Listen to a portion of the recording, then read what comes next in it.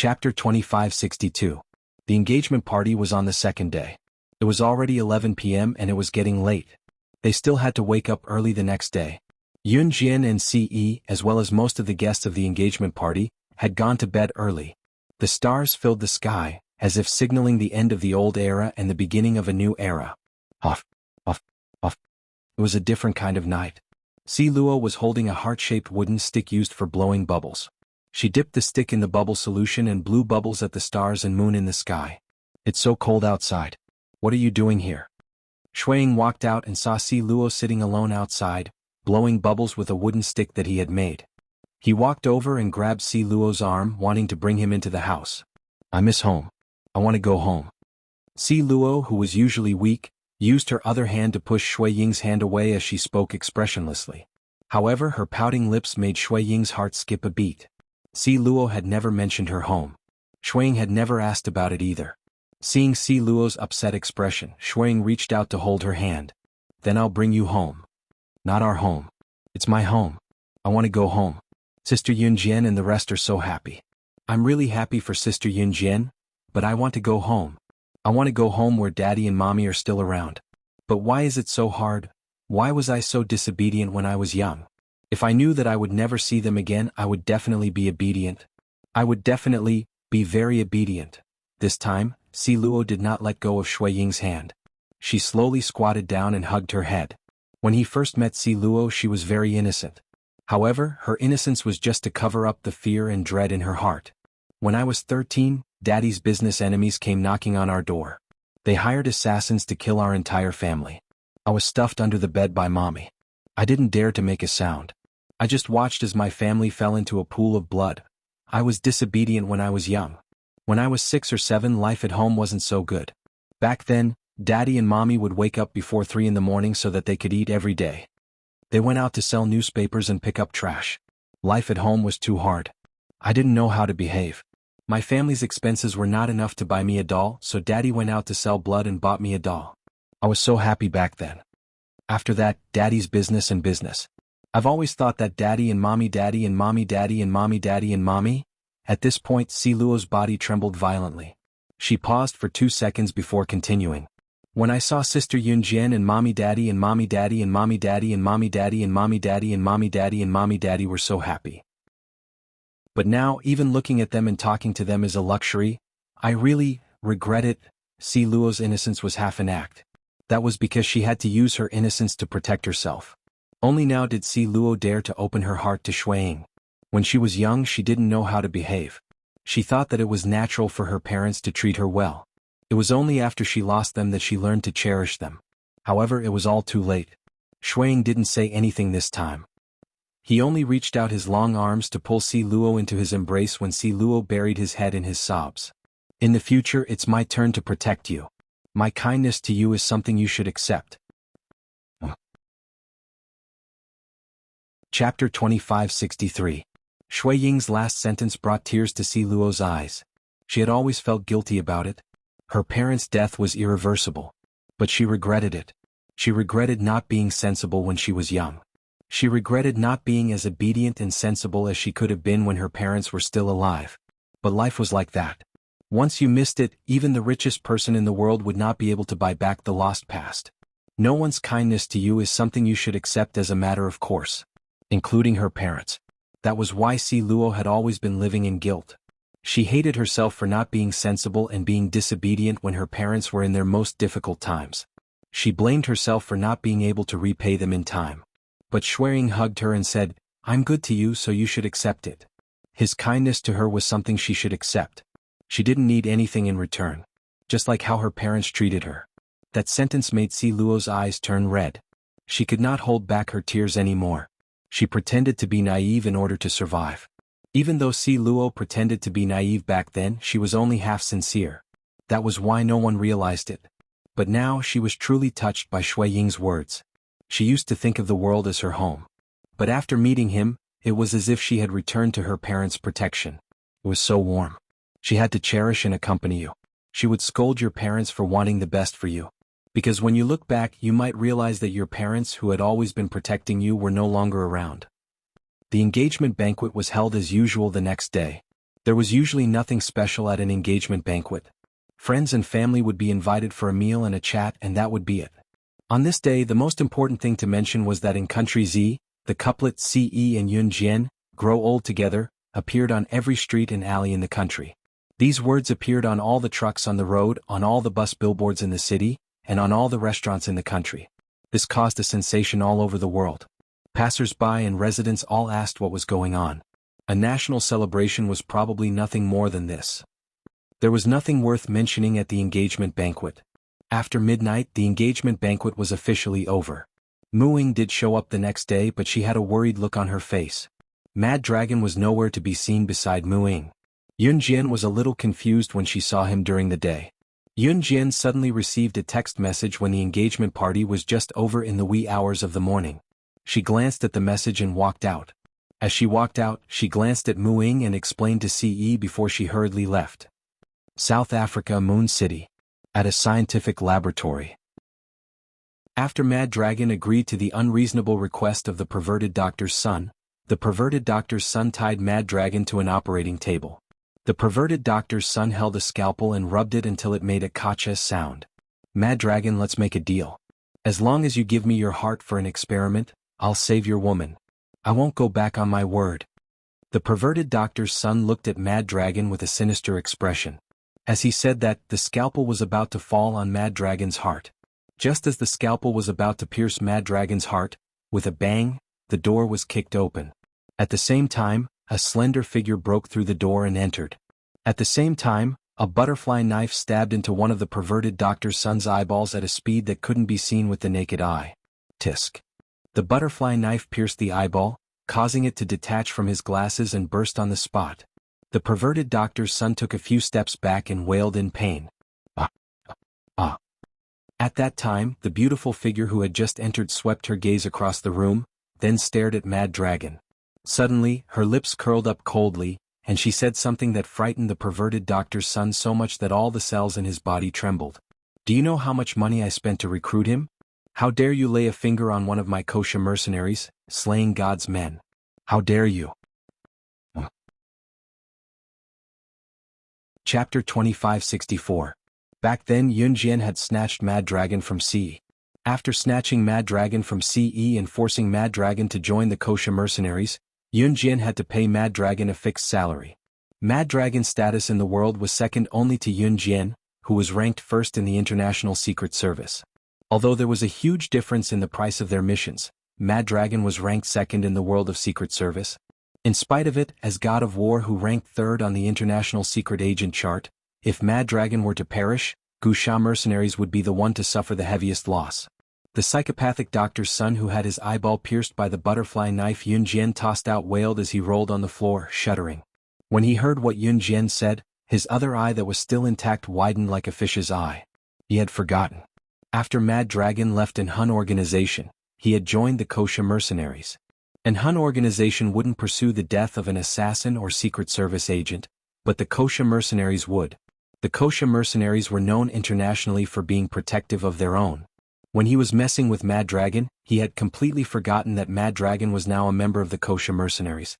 Don't kill me. Don't kill me. He covered his blinded eye and rolled on the ground, trying to beg for mercy from Yun Jian. Seeing how terrified he was, Yun Jian smirked. She walked over and took out another butterfly knife. She cut open the ropes binding Mad Dragon. Before Yun Jian arrived, Mad Dragon had already been stabbed multiple times by the crazy doctor's son, but Mad Dragon didn't even make a sound. You touched my subordinate. Now that he's seriously injured, he won't be able to bring any benefits to the kosher mercenaries for the next few months. You know that the kosher mercenaries have always been protective of their own. You think I'll let you go? Yun Jian stepped forward, her white shoes making a sound as she walked. She walked in front of the crazy doctor's son and said expressionlessly, No, don't kill me. I'll do anything. I'll tell you anything. As long as you don't kill me. Unlike the crazy doctor's son was a coward who was afraid of death. At this moment he was covering his bleeding eye. He didn't even care about the unbearable pain of having his eye pierced.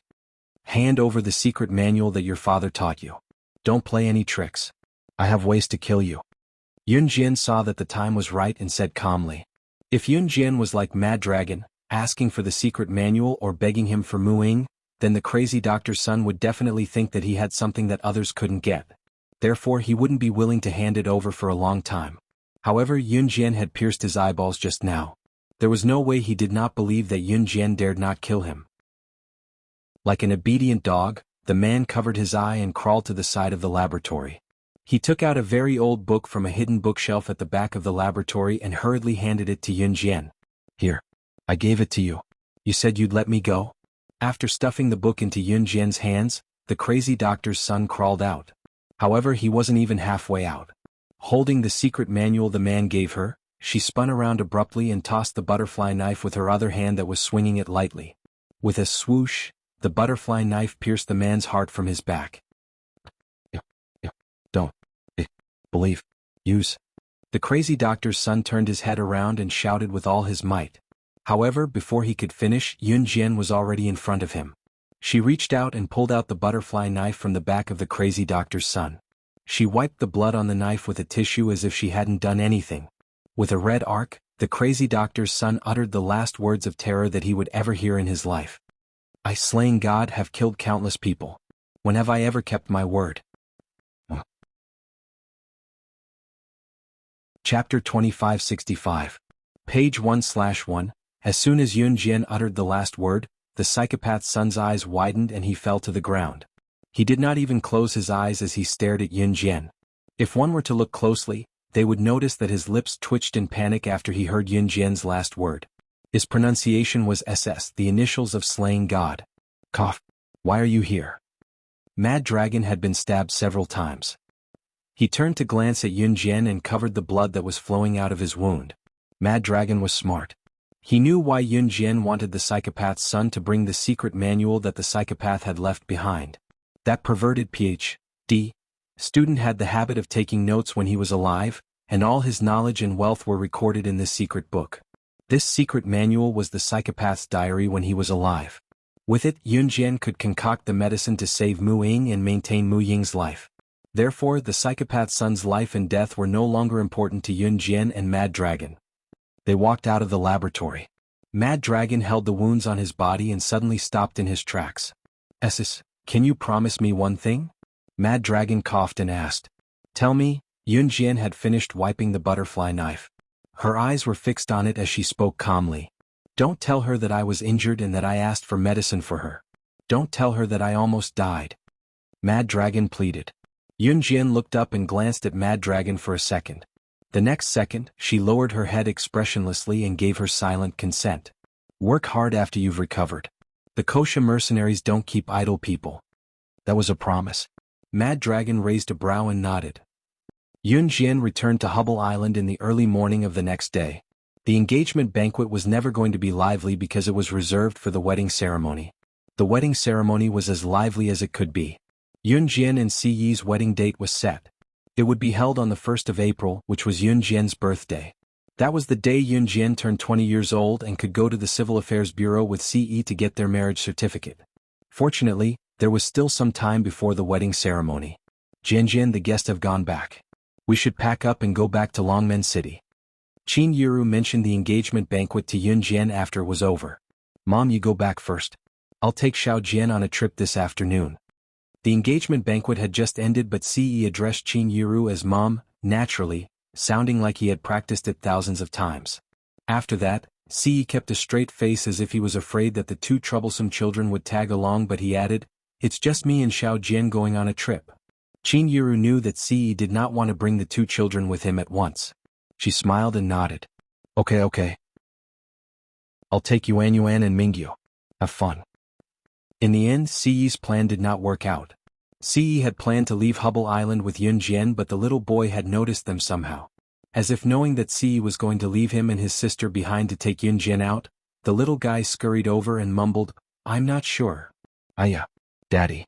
Let's pee together. Peeing together meant that they were going together. Once the little boy came out, the girl noticed that Yun Jian and Si Yi were leaving too. Both of them cried and threw a tantrum, so Yun Jian brought them along. On the bus to Country D, Si Yi's chiseled features were dark throughout the journey. Both children sat on Yun Jian's lap and babbled excitedly. They met a middle-aged man from Country Z along the way. Like Yun Jian and Ce, he was also bringing his family to India for a vacation. Seeing both children sitting on Yun Jian's lap and Ce looking glum, the middle-aged man greeted Yun Jian and glanced at Ce before telling Yun Jian, "You're both taking care of your children. Is this the stepfather of the two children? It must be tough for you to take care of them alone. Young lady, it must be hard on you. I'm a parent too, I know how tough it is to take care of children." Translator. Endless Fantasy Translation Editor. Endless Fantasy Translation. Chapter 2566. The middle-aged man didn't know about the relationship between Ce and Yun Jian. Earlier he had greeted Yun Jian. Now he saw Ce sitting by the bus window, looking out of the window with an expression that said he didn't want to see the two children. Seeing that there was no expression on his cold face, the middle-aged man automatically assumed that Ce was unhappy with the two children's arrival. If he wasn't a stepfather, then what was he? The middle-aged man's name was Lu Jingdong. He was already 38 years old. He was traveling with his wife and two children who weren't even 10 years old. Could be said that he doted on his children to the extreme. Lu Jingdong was the biological father of his children, so he always felt that a child's biological parents would definitely be extremely good to their children. The feeling that Ce gave him made Lu Jingdong think that Ce was the stepfather of the little boy and the little girl. That was why he said those words. Lu Jingdong didn't mean to say those words. However, after he said those words, Ce's sharp black eyes glanced sideways at him. Seeing this, Lu Jingdong was so frightened that his body trembled and he didn't say anything else. By the time he reacted, Ce had already grabbed the clothes on the back of the little boy's back with one hand and pulled him onto his lap. From the beginning to the end, Ce didn't say a word. They're a married couple. Why the hell are you talking about stepfather? You're the stepfather. Lu Jingdong's wife was a very honest person based on her appearance. After hearing her husband's words, she reached out to grab Lu Jingdong's ear and gently twisted it. Then she smiled at Yun Jian. "My husband is outspoken and speaks carelessly. Don't mind him, little girl." "It's fine," Yun Jian replied. "Nonsense. Why are you still fooling around in the future? They're a loving couple." Lu Jingdong's wife patted Lu Jingdong and reprimanded him in her native dialect. Lu Jingdong scratched his head and really didn't say anything. Halfway through the bus ride, Lu Jingdong's wife started chatting with Yun Jian out of boredom. Lu Jingdong's wife was called Qin Min. She was a very honest person. She had two children, a boy and a girl.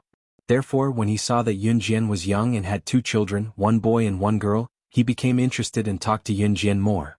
Yun Jian and Ce's destination was the Golden Temple in D Country.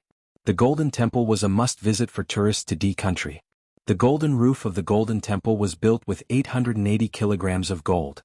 Its scale was very majestic. Upon hearing that Yun Jian and Ce were also going to the Golden Temple, Qin Min hugged her 7-year-old daughter and said excitedly, "My family is also going there to play." It went smoothly. What a coincidence. In contrast to Qin Min's excitement, Yun Jian merely blinked her eyes. When they arrived at their destination, Yun Jian parted ways with Qin Min's family. D Country wasn't rich and the status of women in D Country was very low. Yun Jian and Ce found a hotel to stay in. The Golden Temple was a world-famous tourist attraction, so very few people came to visit it. The hotel that Yun Jian and Ce found was one of the bigger hotels. When they entered the hotel, they met a group of tourists from Z Country. There were also other groups from all over the world. After Yun Jian and Ce checked in, the group of tourists from Z Country saw Yun Jian and Ce. One of the people in charge of the tour walked over and said to Yun Jian and Ce, "Hello, everyone. Haha, I'm the person in charge of the tour group. Everyone calls me Golden Gold. It's like this. D Country has very few toilets and the status of women is low. I see that there are 2 women in your family. It's a little dangerous to travel here alone. Are you interested in joining our tour group? Come. Wonderful Book House." Chapter 2567. Our tour group specializes in tourism activities and has even hired a few bodyguards to protect everyone's safety. After all, who doesn't want to return to their homeland safely and happily? How about it? Do you want to join us? The person in charge of the tour group, who called himself Jean, took out a pack of cigarettes from his pocket and handed one to Ce while introducing the benefits. Needless to say, Jean was the person in charge of the tour group. When he saw Yun Jian and Ce with the 2 children, he saw Yun Jian and Ce as glowing silver. Hence, he hurried over and tried to pull Yun Jian and Ce into the group. Unexpectedly, Yun Jian and Ce ignored Jin Jin and walked around him into the hotel room. Seeing this, Jin Jin snorted and turned around. Hey brother, did you fail to get a guest? Haha, she doesn't even care about you. But that girl is really beautiful. That butt, that waist, if I can ride her a few times, I'll laugh out loud in my dreams. Jin Jin turned around and saw a man who was slightly taller than Jin Jin. However, his facial features were uglier than Jin Jin's. I don't like that guy. Jin Jin glanced in the direction that Ce and Ce had left. He put the cigarette that he wanted to pass to Ce in his mouth, lit it, took a puff and blew out the smoke. What? Do you want to do him? Brother, I'll follow you. The perverted man in front of Jin Jin said. Tiske. Jin Jin glanced at the perverted man and didn't reply. The original plan was to visit the Golden Temple the next day, so Yun Jian went to bed early. At 3 in the morning the little girl woke up because she wanted to pee. She cried and said the word sh. The little girl needed someone to look after her, so Ce stayed behind while Yun Jian carried the little girl out. She also wanted to go to the toilet. Germany was a country that was extremely short of toilets. Women here could only go to the toilet twice a day and they had to go to the toilet in pairs. After asking around, the news he got was that the toilet was 5 kilometers away from the hotel. The little girl was fine after she finished peeing outside the door. After sending the little girl back to the hotel, Yun Jian walked out by himself. She planned to go to the toilet 5 kilometers away. Country D was such a country. There was an extreme lack of toilets. In Country D, the chances of women being raped when they went to the toilet in the middle of the night were quite high. Just as Yun Jian walked out, she bumped into Chin Min who was on the bus. Hey, are you going to the toilet too?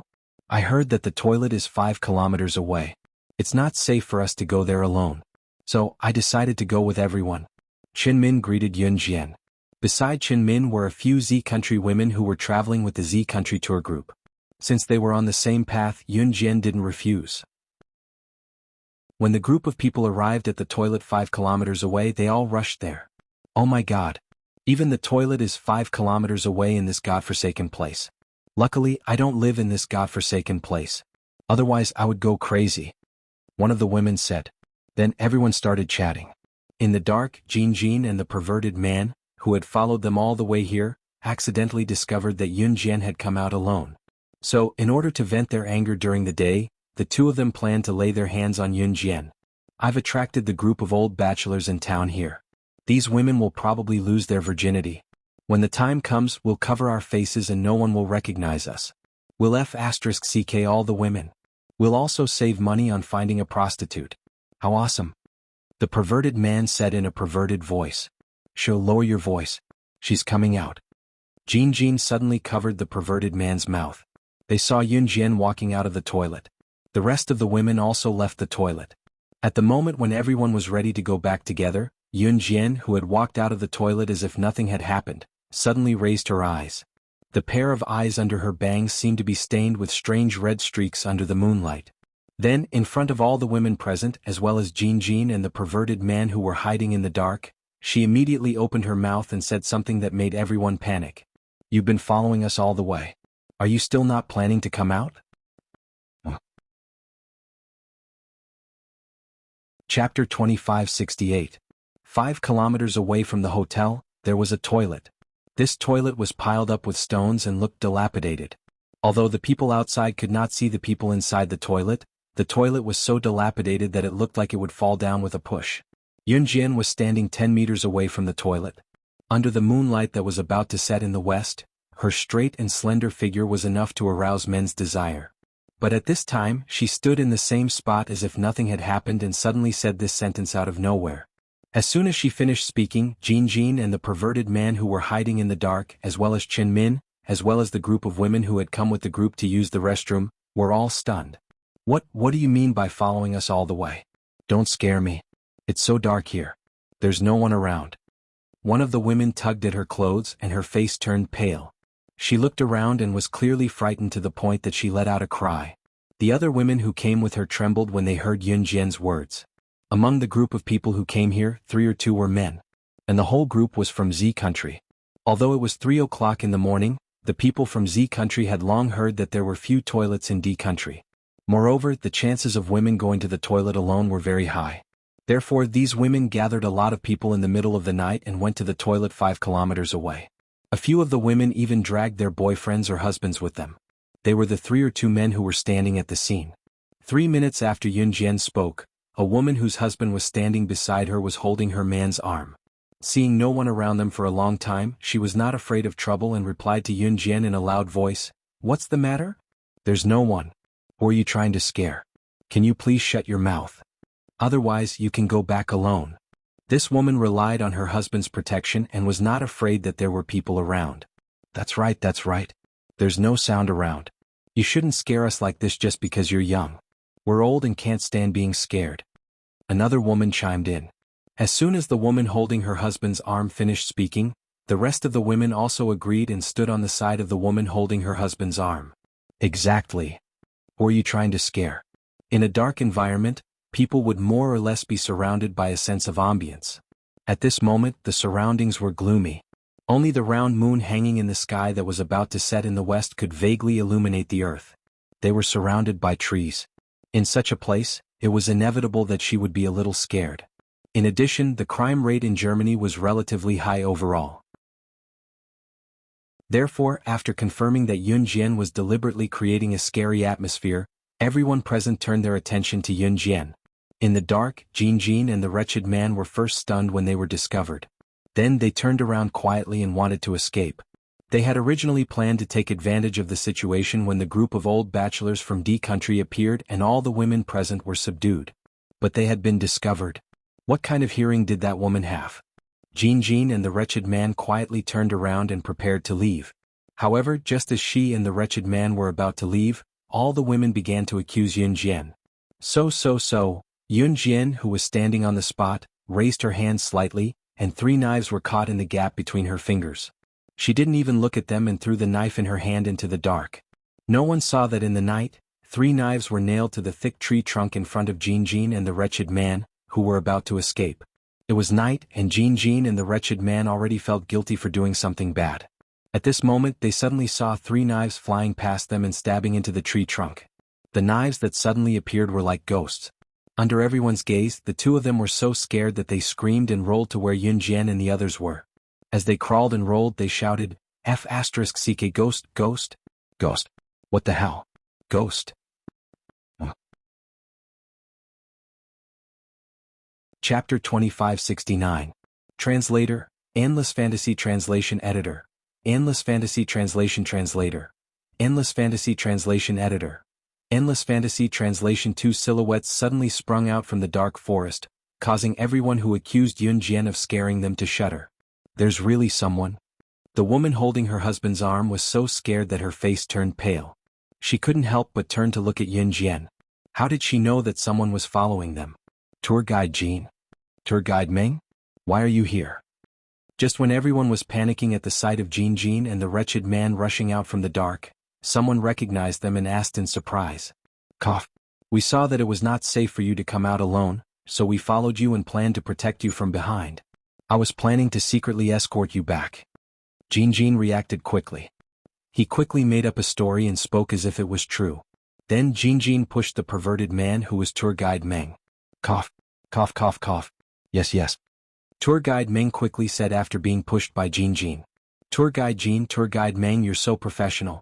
Thank goodness I chose your tour group. The woman holding her husband's arm was grateful after hearing Jin and Tour Guide Meng's words. Everyone else also looked at Jin and Tour Guide Meng with gratitude. Yun Jian only glanced at Jin and the perverted man and didn't say a word. The next moment, her ears twitched and she said expressionlessly, "Someone's here, let's go immediately." Then she didn't care if the people around her followed and left first. With the previous lesson in mind, the rest of the group quickly followed after Yun Jian. A minute later, a group of old bachelors from Country D arrived and realized that there was no one there. F***CK. Those 2 tour guides from Country Z dared to lie to us. We'll get him tomorrow. One of the old bachelors of Country D stomped his feet and spoke in Country D's language. Everyone quickly returned to the hotel. The next morning, Yun Jian carried the little girl. Ce carried the little girl and walked downstairs. Early in the morning, they prepared to leave for Country D's scenic spot, the Golden Temple. Just as they went downstairs, they met the tour group. There was also Chenmin's family. Chenmin greeted Yun Jian. Yun Jian just nodded slightly. As soon as they walked out of the hotel, the little guy clenched his fists and made a few sound. Yun Jian naturally figured out the attributes of the little fellow and the little girl. Without exception, the little fellow's voice indicated that the little fellow had peed. Children don't know any better, so they pee directly on the diapers. Yun Jian asked Ce to put the baby down on a clean step at the entrance of the hotel. She reached out to change the baby's diaper. "Let me do it." Ce gently grabbed her wrist and personally changed the baby's diaper. Hee. The little guy was completely unaware that he had wet his own diaper. His hands and feet were like a turtle when it was turned over, climbing up and down left and right. He was so cute that people couldn't help but want to kiss his forehead. At this moment, Chinmin's family also walked out of the hotel. Seeing the little fellow's face, Chinmin couldn't help but say to Yun Jian, "Your son is so handsome. He'll definitely be a handsome guy in the future." After hearing this, Yun Jian politely thanked her. At this moment, Ce had already rudely removed the baby's diaper. He took a new one and skillfully changed the baby's diaper. However, just as he was about to change the baby's diaper, the little fellow made another sound. A stream of urine sprayed onto Ce's face like a fountain. Translator, Henyi Translations Editor, Henyi Translations. Chapter 2570. Translator, Endless Fantasy Translation Editor, Endless Fantasy Translation, Naughty Ce Tiantai Hahu, page 1/1. Ce moved to the side the moment the little guy spat out the urine. His speed was too fast for anyone to react to. However, the little guy's speed was too fast and Ce's shirt was stained with the little guy's pee. Ce's face darkened. "Go back and change. I'll do it for him." Yun Jian choked back the laughter. She was about to burst out laughing at the sight of him. She walked over and placed the little girl on the steps. She quickly changed the little guy's diaper. Needless to say, the little guy was amazing. This was not the first time he had to pee while changing a diaper. However, every time he did it, he would not spill it on himself. Don't laugh, this was a profound skill that required a good grasp of strength. Ce's face darkened as she turned and walked back into the hotel. Chinmin came over and whispered to Yun Jian. "Hey, my husband said that your husband was like the child's stepfather. Just now I saw his eyes. It was as if he really wanted to strangle the child. It was as if he had a deep hatred for the child." After that, Chinmin winked at Yun Jian. Yun Jian's lips curved into a smile. The Golden Temple was located not far from the hotel. The roof of the Golden Temple was made of pure gold and its value could not be measured by money. Of course, if someone wanted to steal from the Golden Temple, it was obviously illogical. After all, this place was heavily guarded, and the gold had been built inside the Golden Temple, creating a huge temple. Unless someone was able to move the temple. Yeah. Gold. Gold. The little girl clapped her hands excitedly when she saw the Golden Temple made of shining gold. At this moment, tour guides Jin and Meng were sitting not far away. Both of them were wearing masks. That was because early in the morning, the old bachelor who had failed to get his way yesterday had caught them and beaten them up. Jin and Meng Jin clenched their fists. Their anger towards Yun Jian and Ce increased by another level. "Brother, I can't take this lying down," tour guide Meng said. "I can't take this lying down either," Jin replied. Suddenly, the two of them who were originally looking at Yun Jian and Ce's family of four, looked at each other and formed a conspiracy. To reach the Golden Temple, one had to climb the nameless mountain near the Golden Temple. Usually, people who came here to play would be recommended by the hotel to visit the Golden Temple first before going to Nameless Mountain. Of course, most people would visit the Golden Temple on the first day and Nameless Mountain on the second. On the way back, Chinmin made an appointment with Yun Jian to go to Nameless Mountain with Yun Jian the next day. Yun Jian agreed. At 2 o'clock in the morning, Yun Jian finally coaxed the little fellow and the little girl to sleep. Ce went into the bathroom to take a bath. The two of them made a lot of noise and didn't fall asleep until midnight. Seeing that the night was beautiful, Yun Jian brought the telescope that the two of them insisted on buying when they were shopping at the Golden Temple and went up to the rooftop, the highest floor of the hotel. The highest floor of the hotel was the 6th floor, the highest floor in the vicinity. Looking down from here, they could see the entire scene, but the rooftop of the hotel could not be seen from other floors. The night was dark. Yun Jian held the telescope with one hand and looked at the stars and moon in the sky. Bang kacha. Suddenly, the rooftop door at the back was opened, closed, and locked. Yun Jian squinted. Just as she was about to turn around to find out what was going on, a familiar chest came into her embrace. "Xiao Jin, it's been a long time since we last met." The moment the rich voice rang, Yun Jian could even feel a certain part of Siyi's desire swelling and pushing against her. Translator, Henyi Translations Editor, Henyi Translations. Chapter 2571. Yun Jian hadn't come to the rooftop to let Siyi do this. Even if the rooftop of this hotel was on the 6th floor, it was pitch black, and the moon wasn't very bright. Dark clouds had covered the sky, so there wasn't a single bit of light in the surroundings. She wouldn't cooperate with him here. Let's go back. The children are still here. Yun Jian was about to say this when she suddenly felt Siyi gently bite her most sensitive ear. In that instant, Yun Jian felt her entire body go numb. However, Siyi seemed determined to have her this time. He grabbed Yun Jian's wrist with one hand and reached his other hand into the corner of her shirt. Under Yun Jian's loose clothes, he grabbed her tender spot. Yun Jian couldn't help but let out a soft moan. She hurriedly covered her mouth and leaned against Siyi's shoulder. With her height, she only reached Siyi's chin. She tiptoed so that her chin could reach his shoulder. When Siyi heard Yun Jian's soft moan, his eyes turned scarlet. In the next moment, he carried Yun Jian horizontally and walked to the rooftop warehouse door. He kicked open the door and carried Yun Jian inside. The night was still very long.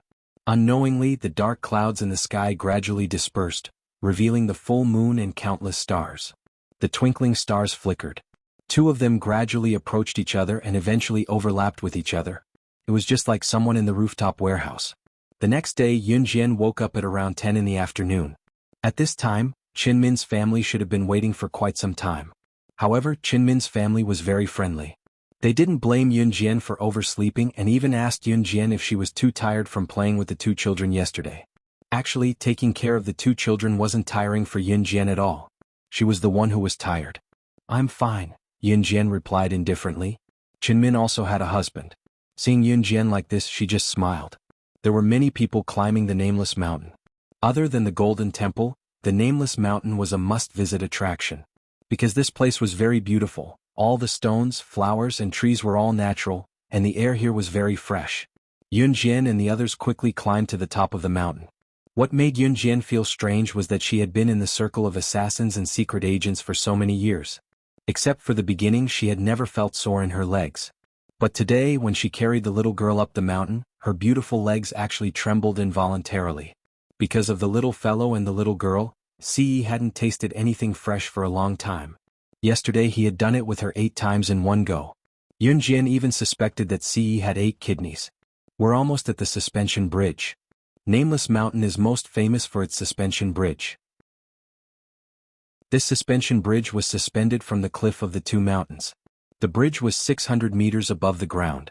Because it was very sturdy, everyone wanted to walk on it. It was exciting and thrilling. Let's go too. Just thinking about it makes me excited. If someone stands on it and the suspension bridge collapses, they will fall from 600 meters. Qin Min excitedly led Yun Jian and the others to the suspension bridge that was suspended from the cliff of the two mountains. The suspension bridge was 100 meters long.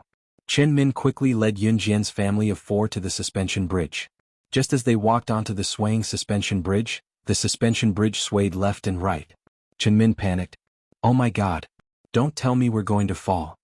Qin Min looked down at the 600 meters below them and her face turned pale. Of course not. The surrounding area is well protected. So many people have walked on this suspension bridge and nothing happened. How can we be the only ones in trouble? A stranger laughed and said. At this moment, Yun Jian and the others walked to the center of the suspension bridge. Because below them was an empty 600 meters in the air, everyone was a little frightened. However, just as the man finished speaking, the chain on the side of the drawbridge suddenly loosened a little. Everyone panicked and didn't dare to move. In the next second, the chain suddenly loosened without warning. The chain on the left side of the suspension bridge broke. At this moment, someone's frightened voice rang out. Hearing that, everyone who was still standing on the suspension bridge turned pale with fright. If the suspension bridge collapsed, it would be equivalent to them falling off a 600-meter-high cliff. They would definitely die. Swoosh, swoosh, swoosh. The sound of the chain gradually breaking was like a nightmare that lingered in everyone's ears. It's over. It's over this time. I don't want to die. The people standing on the suspension bridge were so frightened that they didn't dare to move. They were afraid that if they moved, the sound of the chain breaking would become even faster. The workers by the cliff were already thinking of a solution. However, just as the chain was about to break completely and everyone thought that the people standing on the suspension bridge would be thrown off the cliff.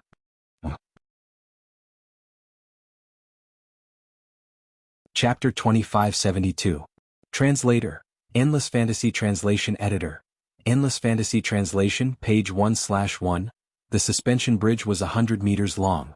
Huge thick chains and some special materials were used to hang the bridge from the edge of the cliff between the two mountains. The bridge was firmly suspended in the air between the two mountains, which were 600 meters above the ground without any defensive measures. There were a few small suspension bridges that were suspended above the water, and the suspension bridges were only half a meter above the water. Even if there was a lake flowing violently below, there was a suspension bridge on both sides of the lake. Ordinary people who walked across the suspension bridge would be scared to death. Because there were at least dozens of people standing on the suspension bridge, some people would hold the railing and violently step on it in order to increase the excitement. At this time, even if they imagined themselves falling into the lake, they would panic and tremble. Not to mention that Yun Jian and the rest were standing on a suspension bridge that was 600 meters above the ground. If they fell, it would be a dead end. Furthermore, the suspension bridge's defensive measures were usually very sturdy and should be 100% safe. But the chains suddenly broke. This was something that no one could imagine. When the suspension bridge broke, there were at least 100 people on the suspension bridge. With so many people, even if the workers at the side pulled on the chains, they would not have the strength to hold on until the people at the foot of the mountain came to rescue them. In this kind of situation, it was usually certain death. Just when everyone thought that they were scared out of their wits, Yun Jian suddenly flipped over and stepped on the thin railings of the suspension bridge. Like a circus performer walking on a tightrope, she walked on the railings that were used as handrails when people walked on the suspension bridge. Not only did she not fall, moreover, she was sprinting towards the side of the cliff where the suspension bridge had broken the iron chain. The suspension bridge was full of people and walking on the railings was the fastest way to reach the cliff. But other than Yun Jian, most people would not even be able to stand on the railings. Even the circus performer who walked on a tightrope would not be able to do this in this kind of situation. Quickly look. That young lady. She actually. The workers at the side suddenly saw Yun Jian stepping on the railings of the suspension bridge and running towards them at a speed that could not be seen by the naked eye. They were so shocked that they shouted out loud. Heavens! What was she trying to do? We're going to fall, we're really going to fall. Who the hell is this woman? Mommy, save me. The tourists who were hugging the railing of the suspension bridge tightly did not dare to move. When they saw what Yun Jian did, their faces turned pale with fright. Stop her. The chains were unstable to begin with. She was running on the railing of the drawbridge again, and we could hardly hold on to the chain. Hurry up. Stop her. Fortunately, the iron chain slowly loosened. Just now, when the staff reacted, they had already hugged the iron chain tightly. The rest of the people who didn't get on the suspension bridge and were compassionate also ran up to help the workers pull the chains. However, there were nearly 100 people on the suspension bridge. Their strength was not enough to pull on the chains, and they would not be able to hold on for long. Especially now that Yun Jian was running on the railing of the suspension bridge, it was simply putting pressure on them. Quick! Stop her. We can't hold on any longer. Is the engineer who can repair the chains on the mountain. A staff member pulled on the completely broken chain with everyone else. He used all his strength and even the veins on his neck were protruding. He used all his strength to yell in a hoarse voice. Everyone who was holding on to the broken end of the chain used all their strength. Not everyone in the world was evil. This group of people who reached out to help had no relationship with the people trapped on the suspension bridge, but they reached out to help and held on to the chains tightly. Their feet were slowly inching towards the edge of the cliff. They could let go and then they would be safe, but they were still trying their best. They could not hold on any longer. Just when everyone thought that the people on the suspension bridge would be thrown off the cliff like a kite with a broken string, Yun Jian had already landed on the flat ground with ease. She quickly walked to the broken chain, and without saying anything, she took the tool that she had prepared to use again. She used the tool to rub the broken part of the chain, and in a few moves the broken part of the chain was perfectly repaired. She successfully completed this series of steps in less than a minute. At this moment, the workers who were holding on tightly to the chains and waiting for the engineer to come up and fix the chains, as well as the tourists, including the people on the suspension bridge who were criticizing Yun Jian for putting pressure on them, were all stunned. Their eyes widened.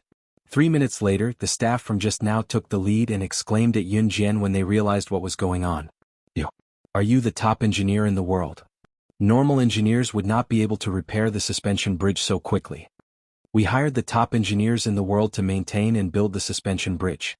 Around us, only Mr. Kenani has the ability to fix the current problem. May I know your name? Translator, Tim. Editor, Tim. Chapter 2573. There were so many people at the scene just now, and there were also repair tools at the scene. However, the staff and the tourists were desperately holding on to the iron chain. No one tried to fix it because no one knew how to fix it. Actually, it wasn't that there weren't any engineers at the scene, but this engineer didn't know how to fix such a difficult thing. This engineer only checked the safety factor of the suspension bridge every day. Don't be fooled by the dangerous games in the amusement park as well as the suspension bridge, where one mistake could lead to heavy losses. It required the relevant personnel to be stationed all year round to check the danger factor every day. After this staff member took the lead to call out to Yun Jian, the surrounding people were all stunned. The people on the suspension bridge were scared silly. Everyone immediately left the suspension bridge. The women were all wiping their tears. It was obvious that they were really frightened. As for the men who didn't want to cry because of their pride, they were so scared that their legs were trembling. Scared me to death. I don't dare to come to this kind of place anymore. Chin Min hugged her child tightly. She was so scared that her face turned pale. Even at the most frightening moment just now, Chin Min's first reaction was to hug her child tightly. Just now the situation was urgent. When they went up the mountain, Si was carrying the two children because he was afraid that Yun Jian would be tired. That was why Yun Jian was able to rush to the cliff to save the situation. At that time, Si didn't have the slightest bit of modesty. The little girl and the little guy were laughing and playing with each other in Si's arms. They didn't feel the slightest bit of danger. After recovering from her shock, Chen Min walked to Yun Jian. She saw that Yun Jian's family of four didn't seem frightened at all. She swallowed hard and said to Yun Jian, You weren't scared just now? You actually did something so dangerous. What if you fell?" Chen Min had just finished speaking when Yun Jian interrupted her. "In my world there are no accidents." In her world there was only success. There were no accidents. Chen Min swallowed her saliva and didn't say anything else. "The accident happened too suddenly, but thank you very much. On behalf of all the staff and all the tourists who almost died on the suspension bridge, I would like to apologize to you for doubting your ability. Thank you, young lady." After a false alarm, the staff member walked up to Yun Jian and bowed to her sincerely.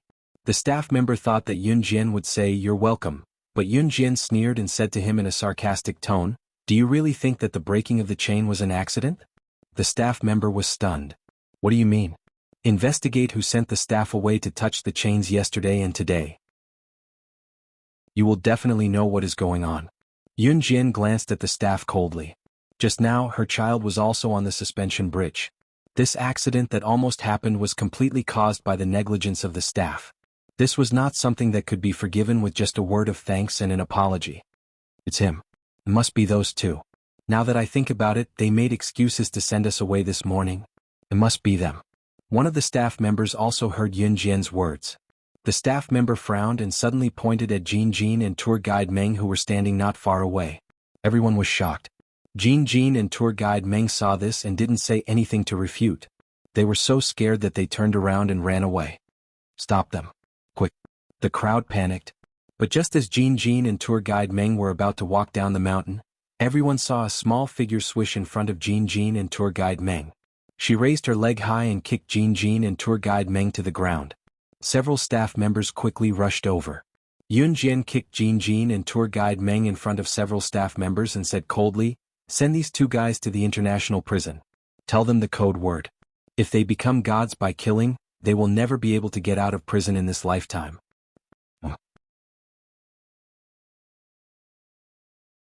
Chapter 2574. Page 1/1. Killing to become a god was a code word. The international prison was a place to imprison international criminals. It was said that once you entered the international prison, you could forget about coming out alive. Those who were sent to the international prison either had their arms or legs broken. Their lives there were more painful than death. And Yun Jian had some friendship with the boss of the international prison. In other words, Jin and tour guide Meng's actions had seriously endangered the lives of many people. Yun Jian, on the other hand, told the staff to throw Jin and tour guide Meng into the international prison. This was no different from killing Jin and tour guide Meng. This staff member was almost killed by Jin and tour guide Meng. If the suspension bridge broke, everyone would be buried here. Jin and tour guide Meng would not leave any traces, and the staff would be the ones to suffer. Perhaps because of Jin and tour guide Meng, these staff members would be ruined for the rest of their lives. One had to know that since the suspension bridge was built, it meant that the suspension bridge was definitely not dangerous. Of course, unless it was man-made. The staff member was disgusted with Jin and tour guide Meng after finding out about their behavior. Hearing Yunjian's words, the staff member hurriedly responded, "Good. I will make sure that they are severely punished." At this time, the tourists who had just escaped from the suspension bridge heard about this. They stood up one by one and personally escorted Jin and tour guide Meng away. The group of tourists who had been brought to D country by Jin and tour guide Meng all exclaimed, "Those two evil people. To think that I thought they were good people. I didn't expect them to almost harm us. This kind of scum deserves to die." As it turned out, Jin and tour guide Meng were done for. After staying in country D for 3 days, Yunjian and Ce did not stay for long, returning to Longmen City in a low-key manner by car. After Yunjian and Ce returned to Longmen City, the next day, the news reported that 2 tour guides of a certain tour group had lost their humanity and hundreds of innocent people had died at Country D's nameless mountain. In the end, perhaps even the heavens couldn't stand it anymore. On the way to the international prison, the truck carrying them suddenly flipped over and went down the mountain. Jin and tour guide Meng were killed on the spot. On the other hand, the driver of the truck was completely unscathed. There was no sign of injury at all. When Yunjian saw the news, she closed her eyes and turned to look at Ce, who was staring at her intently. Needless to say, this matter was definitely done by him. Of course, Yunjian didn't ask too much. She packed her luggage and planned to go back to school in Jianghu City. After a while, she would set off for Yun Province's Hidden Dragon Mountain. On the Hidden Dragon Mountain, there was a third artifact that was enough to kill the mysterious man. She had never forgotten. But before that, she had to go back to Jianghu City to study for a period of time. It had been a long time since he went back. When Ce saw that she was halfway through packing, he stretched out his slender fingers and massaged his temples. "Xiao Jian, if there's something I'm hiding from you, will you blame me?" he asked abruptly. His words made Yunjian's hand pause in the middle of packing. "It's okay if you blame me. You're mine when you're alive and you're mine when you're dead." Ce moved his lips and passed the document to Yunjian in the next second. Yunjian merely glanced at the document nonchalantly. Her pupils contracted in the next second. Yunjian, who had always been calm, looked shocked. On the document that made Yunjian's expression change, it was written as follows: Top reading website, M. Chapter 2575. There weren't many things in the world that could make Yunjian reveal such an expression. However, what was written in the information was beyond Yunjian's imagination. Is this true? Yunjian pursed her red lips. Her shocked and incredulous expression was replaced by an unconcealable joy. "I've been hiding it from you because of Enhun's rules. They don't allow the assassins and agents in the organization to have any attachments. Your brother is an exception." Ce nodded. He had been hiding this from her for a long time. At first, it was because he had lost his memory of being a senior immortal and didn't recognize Yunjian. Therefore, he only treated her as an agent of Enhun. Later, he couldn't bring himself to say it. He was afraid that the loving relationship he had built with great difficulty would be ruined by this incident. Finally, he mustered up the courage to speak. As the leader of Enhun, Ce killed people without batting an eyelid. He never did things sloppily. However, when it came to her, whenever it concerned her, even if he had done something bad to her, he would hesitate for a long time. Mustering up the courage to speak. These words didn't exist in Ce's mind before he met Yunjian. Ce was already prepared for Yunjian to be angry with him after she read the information he gave her. However, Yunjian's hand that was holding the information trembled violently. In the next moment, she suddenly threw the information on the floor and rushed up to him. She hugged Ce. Then, she used her actions to tell Ce that after she found out about this incident, it didn't matter if she was angry or not. Instead, she became even more proactive. That night, Ce enjoyed Yunjian's unprecedented actions. For Yunjian to be so proactive after she found out, Ce must have taken out this information when he had just confirmed his relationship with Yunjian. Then wouldn't he be able to eat meat earlier? He might even have formed a football team. He Province, Suzhou. As a province in the central region, He Province wasn't prosperous, but it didn't retire either. In Suzhou of He province, the class differentiation was very obvious. In the city, the rich were filthy rich, while the poor were so poor that they had to beg. In this era, the country had yet to give all homeless people a place to stay. Now there were no longer any homeless people who begged on the streets. They didn't even have a place to sleep at night, so they had to sleep in the gutters. That was because the country was paying for these poor homeless people. Everyone could eat their fill and eat well. At this point, he had to mention that it was good for the country to be strong. In this era, there were still many homeless people on the streets. Longmen City had always been a place where men plowed and women weaved, so there were basically no beggars in Longmen City. He province's Suzhou was different. The economic conditions here were more backward than Longmen City. Many people could still be seen huddled up in public places such as the train station. In a slum in Suzhou, it was a 19-year-old girl with a black hat on her head. She was dressed in simple clothes, but they couldn't hide her perfect figure. She shuttled through the slums and soon arrived at a dirty place. Matching the address written on the slip of paper in her hand, Yun Jian walked into a slum. Coming to the second floor of the slum, Yun Jian saw the door open just as she reached the staircase. In a dilapidated room, a poor woman dressed in sackcloth was bending over to cook a simple meal in a pot made of firewood. You guessed it right. Her parents in her past life weren't dead. It was CE back then who got someone to hide this matter, so she couldn't find out about it no matter how hard she tried. Chapter 2576. Page 1/1. Most of the people in the slums lived a life of hunger and cold. Here they would be satisfied if they were able to eat a full meal. Standing in the dilapidated house that was only 2 stories tall, Yun Jian's eyes flashed coldly as she looked at the middle-aged woman who was dressed in sackcloth that was patched with rags. The woman walked around the back of the burning stove and pressed her hand on her waist. She slowly bent down and picked up a piece of firewood and stuffed it into the stove. Then, she walked back to her original spot and continued to stir-fry the rice with only a few pieces of vegetables.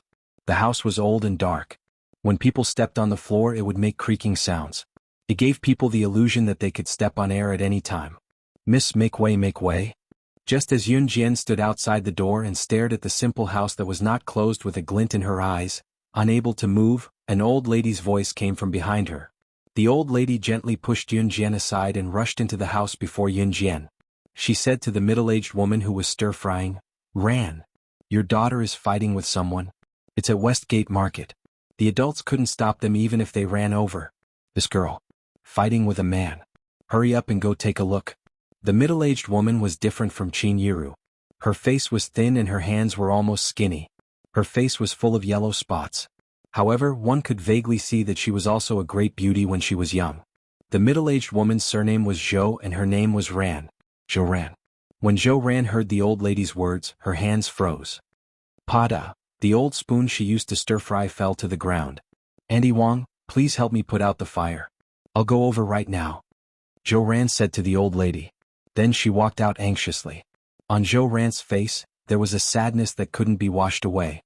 It was a kind of sadness that came from the depths of her soul. Zhou Ran quickly ran out of the house. But the moment she ran out, she inadvertently glanced at Yun Jian. Their eyes met. With just one glance, Zhou Ran stopped in her tracks. She stared at Yun Jian. She should have taken a step forward, but she couldn't. "Ran. What are you doing? What are you going to do if your daughter gets taken advantage of if we're late? I don't know who this girl is looking for. I'll help you entertain her. Hurry up and go." The old lady who Zhou Ran called Auntie Wang urged her. Zhou Ran took one last glance at Yun Jian and rushed out. 15 years. Yun Jian was kidnapped when she was 5 and entered in Hun organization. Yun Jian was 19 this year, but she was actually 20. She could no longer remember how her parents in her past life who took care of her looked like when she gave birth to her, but when she met Zhou Ran's gaze just now, the blood in her body told her that she was her mother in her past life. There was no mistaking it. After Zhou Ran left, the old lady looked up and wanted to ask Yun Jian who she was looking for. But when the old lady looked up, Yun Jian was already gone. Westgate Market. Because Zhou Ran ran too fast, she almost fell down. Her hands were quick, and she supported herself on the ground to stand up. Her knees were heavily rubbed against the ground, but she didn't care about the pain in her knees and rushed to the Westgate Market. "What did you say?" "Say it again." "My sister will come back. And my little brother will come back too. Don't talk about my mom like that. My mom isn't a jinx." At the entrance of the market, a girl who was 1.7 meters tall and had short hair clenched her fists and scolded back while fighting with 4 or 5 boys. At first, the girl had the upper hand, but later on 4 or 5 boys worked together to suppress the girl. This girl was also Zhou Ran's daughter. Her name was Yun Mu, and she was Yun Jian's biological sister in her previous life. She was only 2 years younger than Yun Jian's body in her previous life, which meant that she was only 1 year younger than Yun Jian's current body. She was 18 years old. When Yun Jian was kidnapped, Zhou Ran's mother-in-law forced Zhou Ran to have another child when Zhou Ran was heartbroken. Zhou Ran couldn't resist and gave birth to Yun Mu. When Zhou Ran's mother-in-law saw that Zhou Ran gave birth to another girl, she immediately forced Zhou Ran to have another child. In the end, she couldn't give birth to another child for several years. In the end, she finally gave birth to a boy. That boy was Yunzhu. However, when Yunzhu was 8 years old, he was kidnapped for no reason. Zhou Ran's mother-in-law cried, threw a tantrum, and forced Zhou Ran to divorce Yun Jian's father in her previous life. Yun Jian's father in her previous life, Yun and I, refused. In the end, Zhou Ran's mother-in-law failed to commit suicide by taking sleeping pills. Only then did Yun and I compromise and divorce his first wife. All these years, Yun and I and Zhou Ran never gave up looking for Yun Jian and Xiao Yunzhu. At this moment, Yun Mu was being mocked by these boys, and she fought back by scolding and beating them. When Zhou Ran arrived, the boys were about to take turns to slap Yun Mu in public. No. Lian Yu is outspoken. Don't lower yourself to her level. If you want to hit me. Zhou Ran rushed over. Just as Zhou Ran rushed over, she suddenly felt a figure that was countless times faster than her flash past. In the next second, the figure suddenly appeared in front of the boys. A second before a boy in front of them was about to slap Yun Mu, the figure reached out and grabbed the boy's wrist. Then the sound of a wrist bone breaking echoed throughout the room. Crack, crack. Translator, Henyi Translations Editor, Henyi Translations. Chapter 2577. The boy whose wrist was being pinched by Yun Jian suddenly let out an earth-shattering howl. Ah! My hand! My! Crack, crack. Accompanying the boy's scream was the sound of his wrist bones being broken one after another. Westgate Market was the most dilapidated market in the slums. Rather than calling it a market, it was more like a large group of old ladies or grandpas setting up mobile stalls to sell vegetables. There wasn't even a place to sell vegetables in the slums. They just spread out a white cloth on the ground and placed all kinds of vegetables on it. It was a simple way to start selling vegetables. Of course, the slums had no shortage of people. There were too many monks and too little gruel. There were many people and very few residences. At most, each family was given one room. Although Westgate Market was dilapidated, it was filled with people. Just now, when Yun Ran was fighting with a few boys, most people stood aside and watched the show. There were also some who tried to stop the fight, but in the end, it was to no avail. Yun Ran had the appearance of a boy since she was young. She was 1.7 meters tall and looked like a man. Although she was only 18 years old, she looked more mature than Yun Jian. From the side, Yun Ran looked like a fresh and handsome young man. Even the girls were elated when they saw her. These boys were from the same school as Yun Ran and had long treated her as a boy. Seeing that Yun Ran had seduced many girls in school, they hated Yun Ran very much. Just now, they bumped into Yun Ran, who was buying groceries for her mother. Knowing Yun Ran's family background, these boys began to kick up a fuss. Yun Ran was so angry that she started to fight with 4 or 5 boys. Unfortunately, Yun Ran was a girl. If it was a one-on-one fight, Yun Ran was still very strong. However, when it was 4 or 5 against her, she was naturally weaker. The boys all treated Yun Ran as a boy. Those who lost in a group fight would naturally be beaten up. Just now, when these boys were about to beat Yun Ran, Yun Jian appeared. However, not only did she directly grab the wrist of the first boy who wanted to slap Yun Ran, she also used brute force to break the bones in his wrist. His bones were fractured. Qingzhe. *CK. Who is this girl? Get her. Get her. When a friend of the boy whose wrist had been broken by Yun Jian saw this, he shouted at the boy as if he was completely enraged by Yun Jian's actions. The boys naturally couldn't take this lying down. They joined hands and rushed toward Yun Jian with clenched fists in front of the hundreds of passers-by around the Westgate vegetable market. Ha! UB*TC. He actually dared to help Yunin. Her mother was a jinx. She had once lost her daughter, and now her son had been abducted. She was even chased out of the house by a man. You bastard, don't you know this is our territory? How dare you attack us? *CK your grandmother? The boys' curses were extremely unpleasant to the ears. The poorer the place, the worse the security, and the more gangsters on the streets. Suzhou was such a place. The reason why these boys were so arrogant was because they had someone backing them. However, when the boys came in front of Yun Jian and waved their fists at her, the surrounding onlookers thought that Yun Jian was in trouble this time. Yun Yin got up and wanted to help Yun Jian.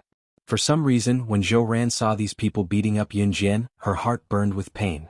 She wanted to step forward and block the violence of these arrogant boys for Yun Jian.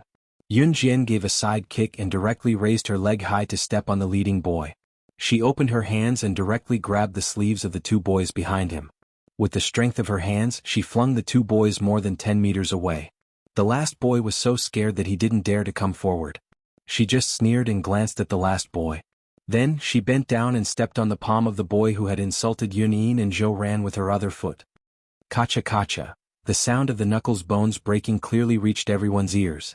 Her method just now was straightforward and efficient, causing everyone to panic. Just when the surrounding people, who had never seen such a frightening scene before, were about to stop breathing, Yun Jian's cold voice sounded clearly, but it made people tremble with fear. No matter whose territory this used to be, now that I'm here, it's mine.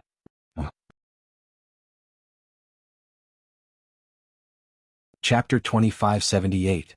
Every sentence that Yun Jian uttered sounded like an oath, and the 5 fingers of the boy under her foot emitted cracking sounds. Every time he spoke, it sent chills down everyone's spines.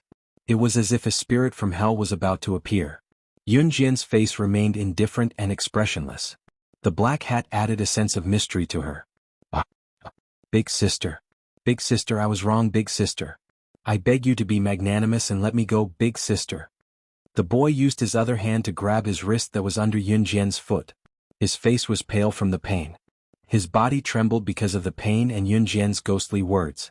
The boy had completely thrown away his pride as he begged for Yun Jian's forgiveness. Yun Mu stood behind Yun Jian. She glanced at Yun Jian and pursed her lips. Then she spoke to the boy under Yun Jian's foot. Bah! If you dare to speak ill of my mother in the future, I'll kill you even if I have to risk my life. Wusong, you scum. As she spoke, Yun Mu clapped her palms together and cracked her knuckles. Her tone was as if she was going to kill the boy under Yun Jian's foot. Big sister. I won't dare anymore, big sister. The boy called Wusong was a stark contrast to his previous domineering attitude. He kept begging for forgiveness. The moment Yun Jian released her foot, the boys supported each other and staggered away. Ah, coward. Yun Mu dug her nose. She did not look like a girl at all. What do you mean risk your life? Yang, you're already 18 years old. Don't do things that will make your mother worry. Be more sensible and obedient, okay? Zhou Ran heaved a sigh of relief. She looked like she was really frightened. Mom, they were the ones who did it to me first. Yun Mu retorted indignantly. At this moment, Zhou Ran had already walked up to Yun Jian. She gulped and looked straight at Yun Jian. After 2 seconds of silence, she shook her head and said to Yun Jian, thank you so much for what you did just now. My house is simple and crude. Do you mind coming to my house for some tea? As soon as Zhou Ran finished speaking, Yun Jian stared at her. The corners of her beautiful and delicate face suddenly lifted into a smile. As soon as Zhou Ran finished speaking, Yun Jian replied without hesitation, okay. It wasn't that he didn't mind, but that he agreed. Zhou Ran hid the sadness in the corner of her eyes and dragged her daughter, Yun Jian, back home. She had to admit that when she saw Yun Jian just now, the child she lost 15 years ago came to her mind. Aha, that was ridiculous, wasn't it? Her child, Yun Jian, had been lost for 15 years. At that time she was only 5 years old. How could she have found her way home? Our house is simple and crude. We don't have tea. This is freshly boiled water. Make do with it, don't mind it. Zhou Ran handed a cup of warm water to Yun Jian. Yun Jian took it but didn't say anything. Her eyes were fixed on Zhou Ran. What's wrong with me? Is there something on my face?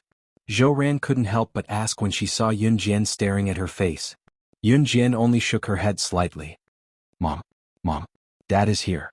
Just as Zhou Ran finished speaking, Yun Mu rushed in excitedly from outside the door. Behind her was a middle-aged man in his 40s who was dressed in a business suit. This man was Yun Jian's biological father in her previous life, Yun and I.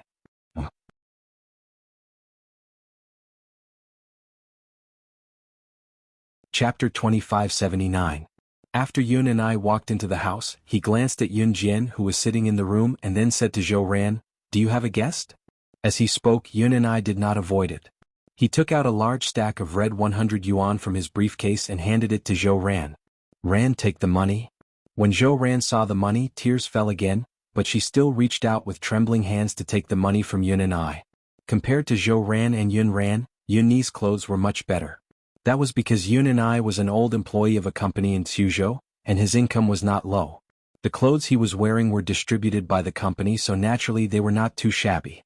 In fact, Yun's usual clothes were very simple and crude. "Take this money and ask old Jiang to go out and find them. Don't be afraid. We still have a long life. We will definitely find the child. There is nothing money can't do. The child will come back one day." Yun and I put his hand on Zhou Ran's shoulder and said this. In the end, even his own voice was slightly hoarse. Yun and I wiped his tears fiercely and smiled. He turned to walk out and then said, "Then take good care of the guest. If I don't go back, I will be discovered." Although Yun and I and Zhou Ran were divorced, he had been saving money for Zhou Ran. It had been 15 years since Zhou Ran took this money and begged people to find Yun Jian and Yun Zhu. For 15 years they wore tattered and mended clothes and lived like beggars. Even food and clothing were problems, but they never gave up looking for their child. "Dad, be careful on the way back," Yun Lian said to Yun and I. "Yes, okay." Yun and I nodded. But just as Yun and I walked out and was about to leave, two figures suddenly appeared at the gate. The two figures were one old and one young. The old one was an old lady in her 50s or 60s. She was dressed in ordinary clothes. In this slum she should be considered rich. Actually, they were just dressed like a well-off family. The one missing was a woman around 36 or 37 years old. She was also dressed gorgeously. As soon as the old lady appeared, she glared at Zhou Ran and scolded Zhou Ran. "Sure. You bitch. She has divorced her for so many years, yet she is still pestering What are you doing with our family's money? What do you want to do?" The old lady was Yun's mother. She was also the mother-in-law who tried to commit suicide by swallowing sleeping pills and forced Yun and I and Zhou Ran to divorce. "Leave yourself alone and live a good life. However, you have been harassing my all these years. Damned lowly maid. Is going to marry one next month. You lowly servant, mistress. Go and die as soon as possible." As the old lady spoke, she pulled the 36 or 37-year-old woman standing beside her and scolded Zhou Ran. This 36 or 37-year-old woman was Wen, who was going to marry Yun and I next month. Shintuwen was an employee of the same company as Yun and I. However, her position was lower than Yun's. Therefore, God liked her very much and forced Yun and I to marry her. Yun and I did not agree and delayed it for so many years. Mistresses have been causing trouble since ancient times. "Bitch! How dare you take my family's money after you are divorced? I will beat you to death." The old lady stared at the stack of money in Zhou Ran's hands and was so angry that her hair stood on end. She rushed over and wanted to grab Wen's hair and fight with her to snatch the money. However, just as the old lady's hand was about to land on Zhou Ran, a pair of beautiful hands grabbed the old lady's collar. Who are you? This is my family's business. You are an outsider. Get out of here." The old lady saw Yun Jian suddenly stand up and she scolded Yun Jian. Just as Shintuwen was looking at Zhou Ran smugly and everyone thought that Zhou Ran would back down, Shintuwen's expression changed. Yun Jian pointed at Zhou Ran in front of everyone and uttered a statement that sent a ripple of shock through the crowd with a straight face. "I am Yun Jian, her biological daughter who was separated from her 15 years ago."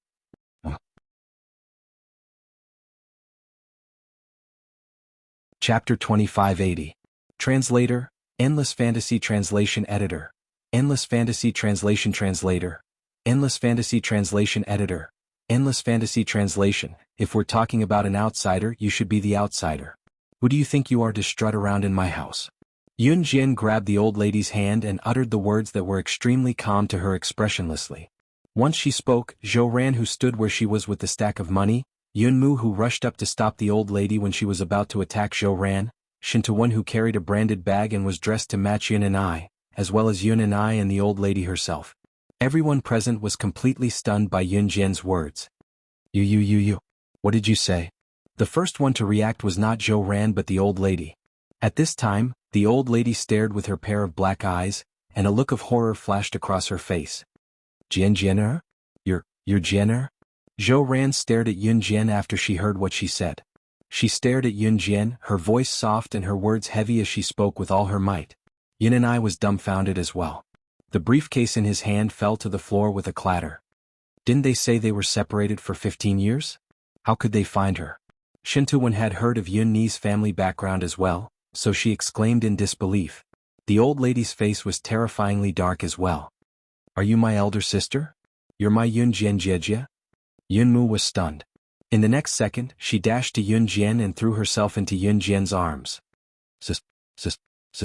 Yun Mu, who was 18 years old and 5 centimeters taller than Yun Jian, had short hair and looked exactly like a boy.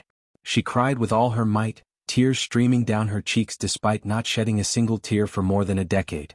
Yun Mu was only 3 years old when Yun Jian was separated from her. When her younger brother was kidnapped, Yuning was already in her teens. But Yun Jian was no longer around, so she was the elder sister. From the day her parents divorced, Yun Xing cut off the long hair that she loved the most for more than 10 years.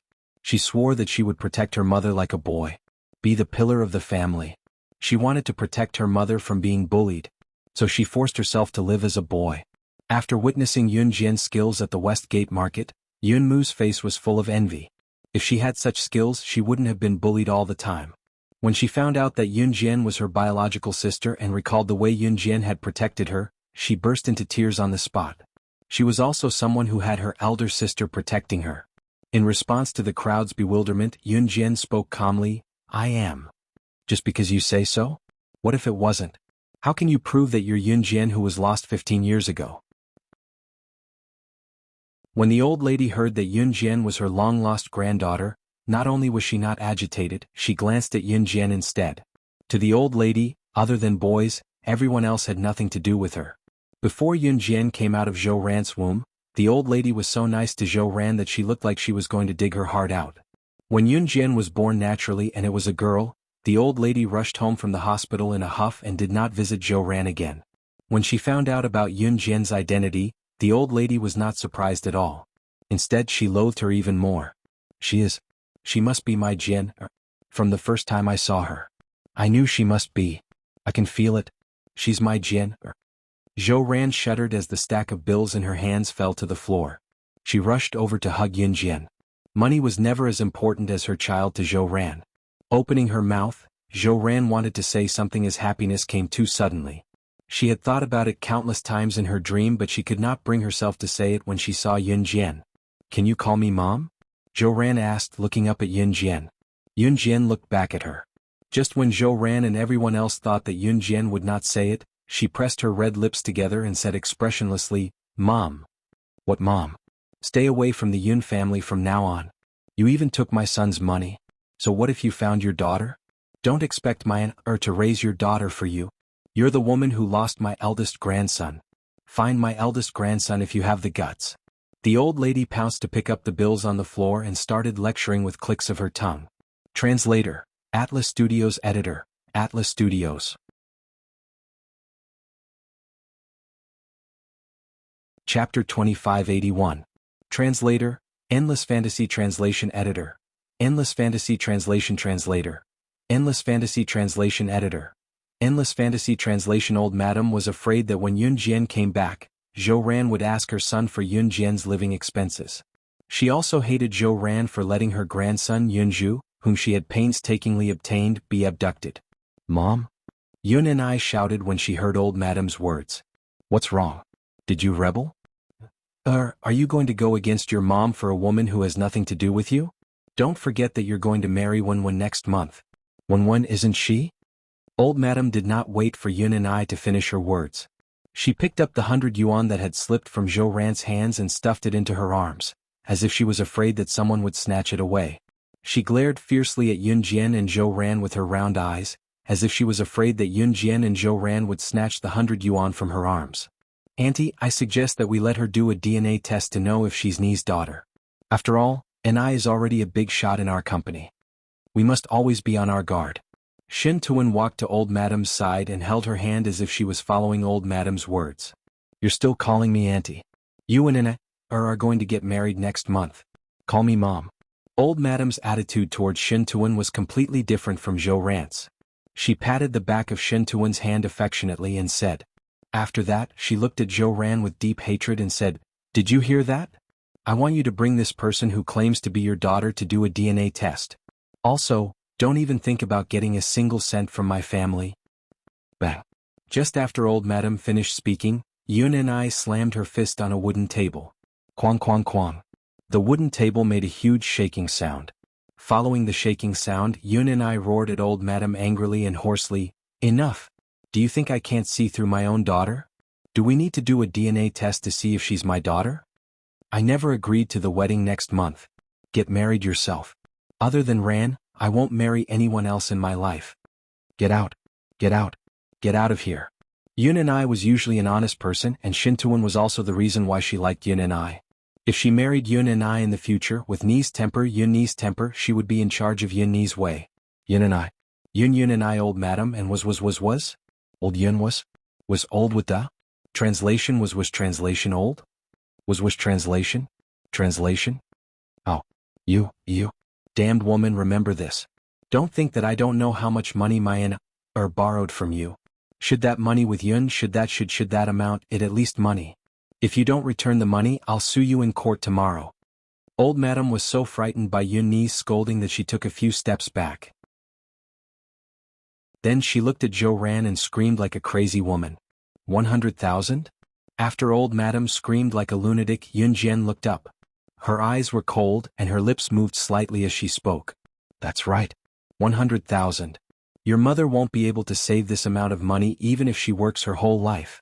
You're still pestering or even after you're divorced. Your mother is the mistress. Old madam glared at Yun and I. Just when old madam thought that Yun Jian would refute her verbally or be surprised that Zhou Ran owed her family so much money, Yun Jian's lips moved slightly. Oh, 100,000.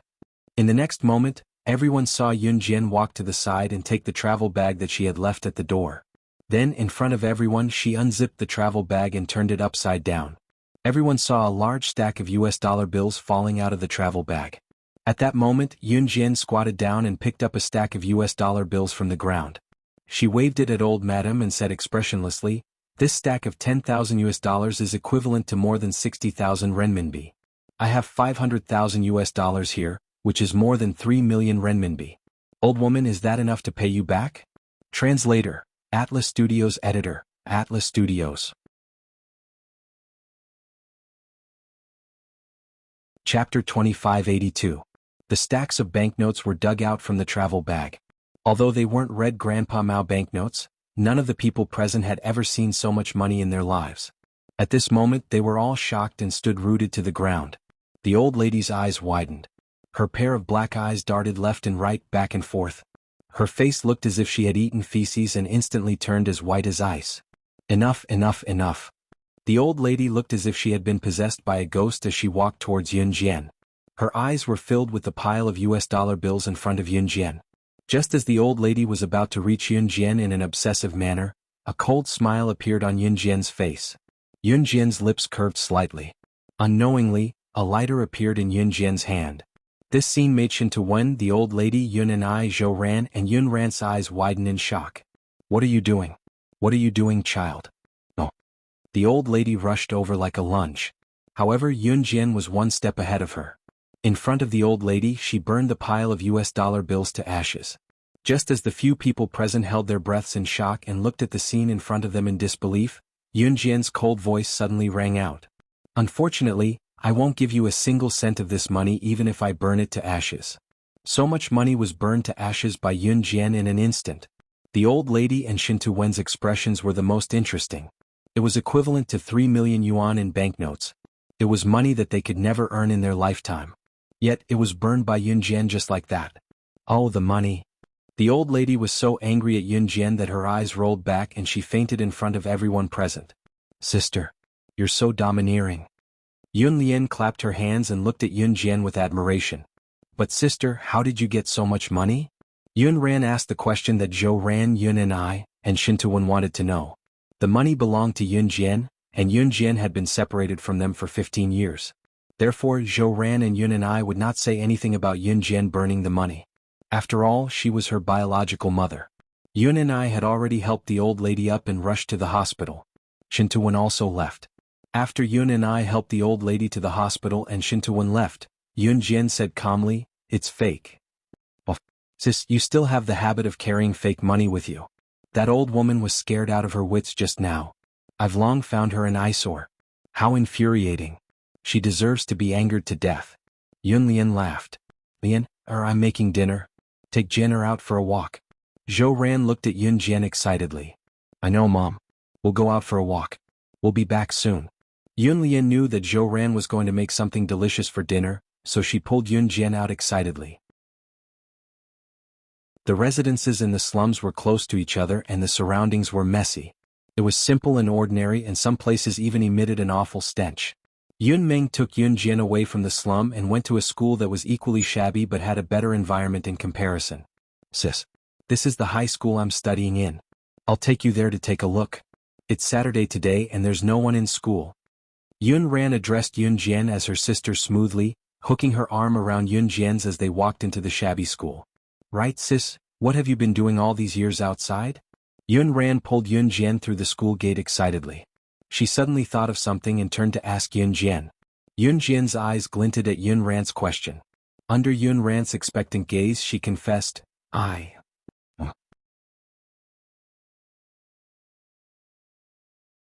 Chapter 2583. Page 1/1. Yunjing. "It's you?"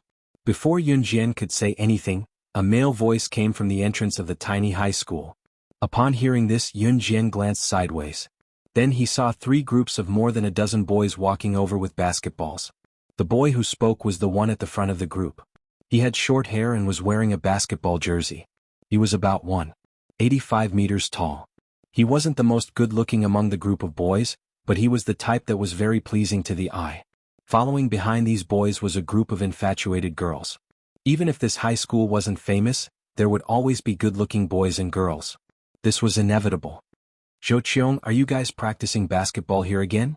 Yuning looked at the boy and asked. Yun Jian could clearly see Yun Yao blushing slightly when she asked Zhou Qiong a question. "Yes. Do you want to come along?" Zhou Ming seemed to treat Yun Mu as a boy. He walked over and placed his hand on Yun Mu's shoulder in a very natural manner before asking. As he spoke, Zhou Qiong saw Yun Jian.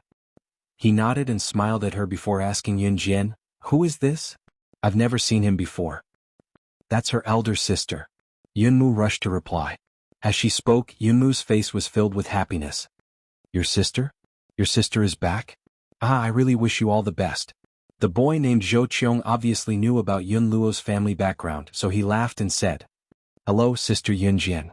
My name is Zhou Qiong. I'm a member of our school's basketball team." Zhou Qiong took the initiative to greet Yun Jian. "Hello." For the first time, Yun Jian responded. "Zhou Qiong, it's time to continue practicing basketball. It won't be long before we have to compete." One of Zhou Qiong's brothers shouted at Zhou Qiong from afar. "Okay." Zhou Qiong replied. She then said something to Yun Ran and Yun Jian before walking over. Yun Jian accompanied Yun Yao to watch Zhou Qiong and the others practice basketball for half an hour. At 6 o'clock the sun was about to set. Zhou Qiong wiped the sweat off his face with his clothes and walked to Yun Yao's side. Yun Mu was holding a kettle in her hand, knowing that she had prepared it for Zhou Qiong. "Zhou Qiong, I've prepared some water for you." Just as Zhou Qiong was about to reach Yun Yao, a girl suddenly spoke up. As she spoke, the girl handed her water bottle to Zhou Qiong. "Yun Han, why are you fighting with me over the water? You're not a girl. What if people see you handing water to Zhou Qiong and think you're a girl?" The girl glanced at Yun Mu with disdain before passing her water to Zhou Qiong before Yun Mu could. "No need, I'm not thirsty." Seeing this, Zhou Qiong smiled awkwardly. Actually, it was not that Zhou Qiong was not thirsty, but he did not want to make things difficult for Yun Yao. "All right." Hearing this, the girl put the water back. The girl's name is Wan Yu. "Bro, I'm here. Guess what I found for you?" At this moment, a boy walked over mysteriously with a pile of things. "What's that? Why are you acting so mysterious?" Someone sat on the steps and asked while drinking water. "It's a gun. One of my brothers stole it from home. I heard that it was used during the war in the last century. The parts are all scattered now, but you can admire it." The boy walked to the front of the crowd and showed the parts in his arms to everyone. Seeing this, everyone surrounded him. "When these parts are put together, it's the gun that's often shown in movies?" Wan Yuyu, the girl who was fighting with Yun, ran over the water bottle, looked at the parts in the boy's arms in amazement. Yeah. Just by looking at these parts, I can't tell what kind of gun it is. The boy holding the parts nodded when he heard Wan Yuyu's words. Just as everyone was looking curiously at the parts in the boy's arms, a beautiful girl's voice suddenly sounded. The meaning of her words was like a thunderbolt that struck everyone on the spot and made them stare fiercely. This is a Type 64 handgun, the first handgun developed by Country Z. It was designed in 1964 and produced in 1980. It's a more ideal weapon for individual self-defense. Top reading website, M. Chapter 2584. Yun Jian's voice reverberated throughout the hall. Everyone was stunned when they heard what she said. Everyone slowly turned their heads to look at Yun Jian. Their eyes were filled with shock. You know guns? The boy who was holding a pile of gun parts for everyone to admire couldn't hide his shock when he heard Yun Jian's words. Wan Yuyu, the girl who had fought with Yun Jian to pass water to Zhou Qiong and said that Yun Jian was a man. She also looked at Yun Jian in shock. The girls present were all good-looking. Yun Jian was the most outstanding among them. Everyone was a high school student who had never been out of the city and didn't have many distracting thoughts. Therefore no one paid too much attention to Yun Jian. Although the people here were poor, they hadn't gone out into society. Therefore, everyone's thoughts were relatively simple. I'm interested, Yun Jian said under everyone's gaze. Interested? Even if you're interested, your family probably doesn't have the funds to let people read about guns, right? Wan Yuyu interrupted Yun Jian as though she was eager to interrupt Yun Jian. As soon as she finished speaking, Wan Yuyu immediately turned to look at the boy holding all kinds of gun parts and added, Mu Zishi, other than loving to play basketball, I often see you guys reading books about guns after class, right? She's a girl. Her understanding of guns definitely isn't as profound as yours. Moreover, Mu Zishi, the gun you brought has already been turned into parts. How could she possibly recognize it? Wan Yuyu didn't hate Yun Jian to the bone at first sight. She also didn't have a reason to hate Yun Jian. However, girls generally held hostility towards women who weren't their friends. At least in their words, they wanted to gain an absolute advantage. Wan Yuyu was like that. Wan Yuyu, she's Yun Jian's older sister. Zhou Qiong awkwardly reminded Wan Yuyu, who thought she was very smart. Hearing this, Wan Yuyu's face stiffened. That's right, she actually forgot that Yun Jian didn't grow up with Yun Mu. Yun Han's elder sister had been separated when she was 5 years old. This was something that everyone knew. If that was the case, then what she said just now would not be valid. Now, no one knew where Yun Jian had gone and what she had done in the past 15 years. Cough. We only know the basics. Later my brother will come over. My brother has a deep understanding of handguns. He can answer whatever we don't understand. I got this gun from one of my buddies. I want to show it to everyone first. Mu Zishi broke the awkward atmosphere as he opened his mouth and laughed. Actually, no one believed what Yun Jian said. After all, she was a girl. Would she really be interested in guns? But other people were not like Wan Yuyu, speaking so firmly. Yun Jian naturally saw it, but she didn't say anything else after saying that. Obviously, she didn't care about what others thought. Sister, I believe you. Yun Mu suddenly leaned over to Yun Jian's ear and whispered. Yun Jian heard this and looked up at Yun Mu. The moment Yun Jian looked over, Yun Mu winked at Yun Jian. Hey, my brother is here. Mu Zishi saw a boy walking over from not far away and stood up excitedly. Go, Z, hurry up and come over here. What kind of gun is this? Tell us. Mu Zishi saw his buddy and raised the pile of gun parts in his hand from afar. Hearing this, the people around them pricked up their ears as if they were waiting to watch a show. Just as everyone pricked up their ears to listen, Mu Zishi's buddy blushed as he was stared at by so many people. He touched his mouth and then said, I'm sorry. He touched his hand and said, I heard that this gun was taken from a foreigner. As soon as he said that, everyone looked at Yun Jian suspiciously. If it was taken from a foreigner, then it definitely wasn't a gun from Country Z. It definitely wasn't a Type 64 pistol either. It had to be a foreigner's gun. It was named after a foreigner. Just as everyone was sizing up Yun Jian, Mu Zishi's buddy continued and said something that stunned everyone. The model of the pistol is a Type 64. It's a handgun developed by Country Z. It's a type of self-defense weapon. Bookmark for easier reading.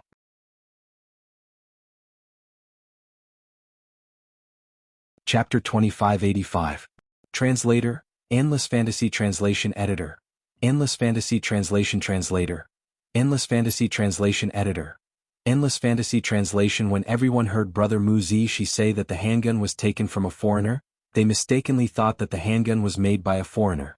That meant that the handgun was definitely made by a foreigner and would not be named after the model name of the handgun in country Z.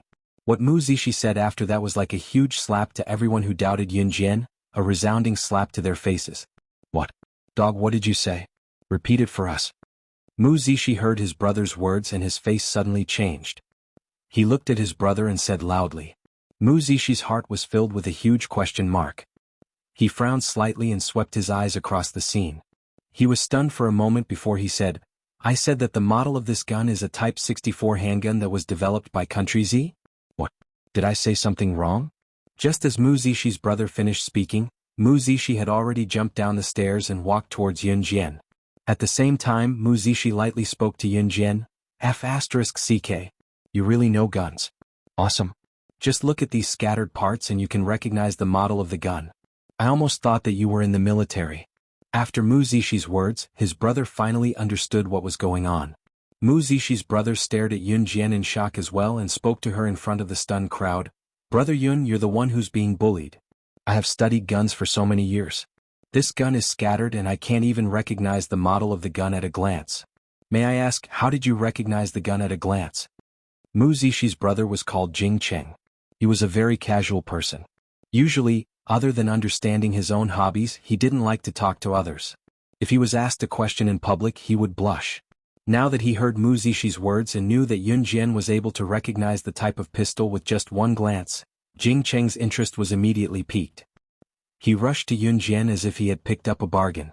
In fact, it was not only the surrounding people who wanted to know the answer to this question. Even Yun Mu was filled with doubts. What had happened to her sister Yun Jian in the past 15 years? She guessed it by chance, right? Wan Yu still didn't believe it.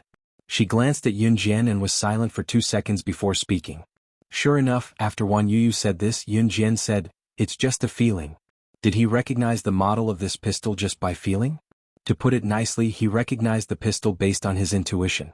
But to put it bluntly, wasn't it just a coincidence? Wan Yu spread her hands and made an expression that said, Look, that's the truth. Wan Yu lived in the poorest slums of Tsuzhou. She was also a frog at the bottom of a well. She didn't know much about pistols and naturally didn't know that there were many types of pistols in the world. For someone who didn't know much about pistols, it was simply a fantasy if you blindly guessed the type of pistol. If someone who didn't know much about pistols guessed it one day, then congratulations, you could immediately buy a lottery ticket and win the 5 million grand prize. Coincidence? You don't know how many types of pistols there are in the world. Jing Cheng argued with Wan Yu. Then, when Wan Yu's expression changed, he asked Yun Jian again, Then how did you recognize the model of the pistol by feeling? Can you teach me? When Jing Cheng spoke to Yun Jian again, he had already changed the way he addressed her from you to you.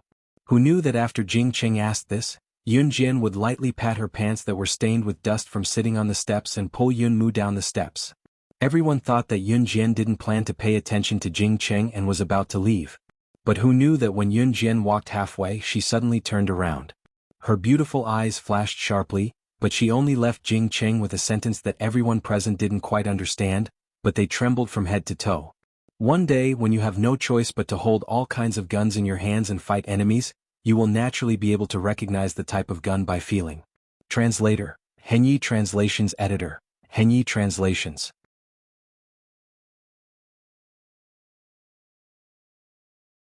Chapter 2586. Zhou Ran's sister-in-law came to visit. Yun Jian's words were very subtle, giving people a feeling that they didn't fully understand what she meant.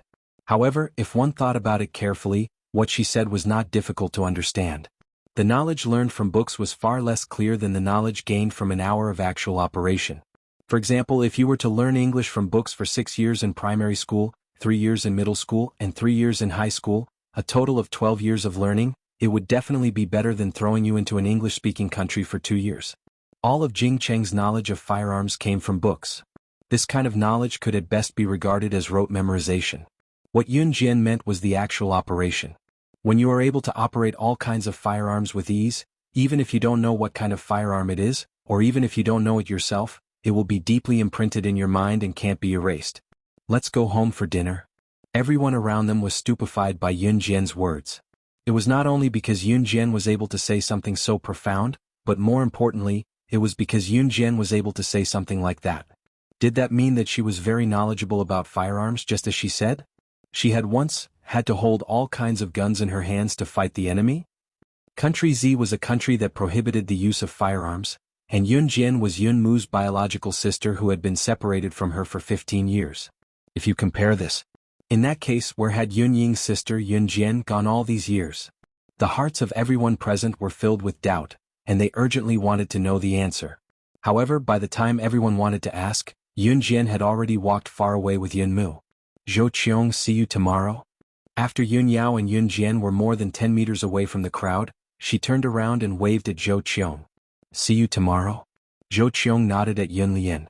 Her short black hair was very dazzling under the setting sun. Even though Yun Mu had thousands of questions that she wanted to ask Yun Jian personally, she still chose to ask after dinner. After returning home, Zhou Ran had already prepared a very sumptuous dinner.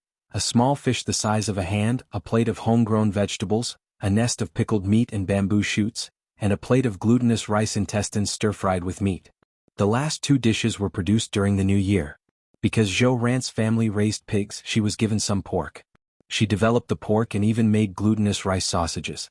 If it was in the past, this amount of food was enough to last Zhou Ran and Yun Yao for 5 days. But today, when Yun Jian came back, Zhou Ran compared the dinner she made in the evening with the previous one. It was much more sumptuous.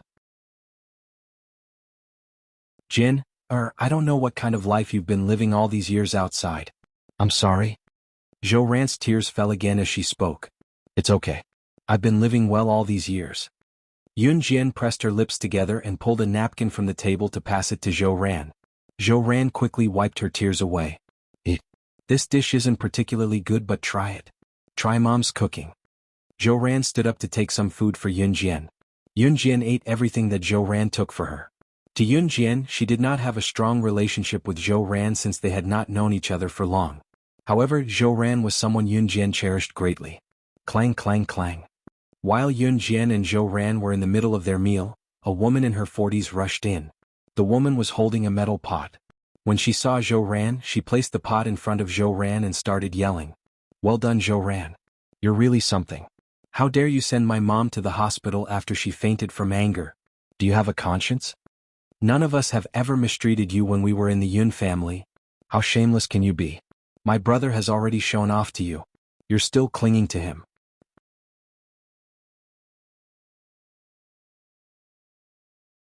Chapter 2587. Translator, Endless Fantasy Translation Editor. Endless Fantasy Translation Translator.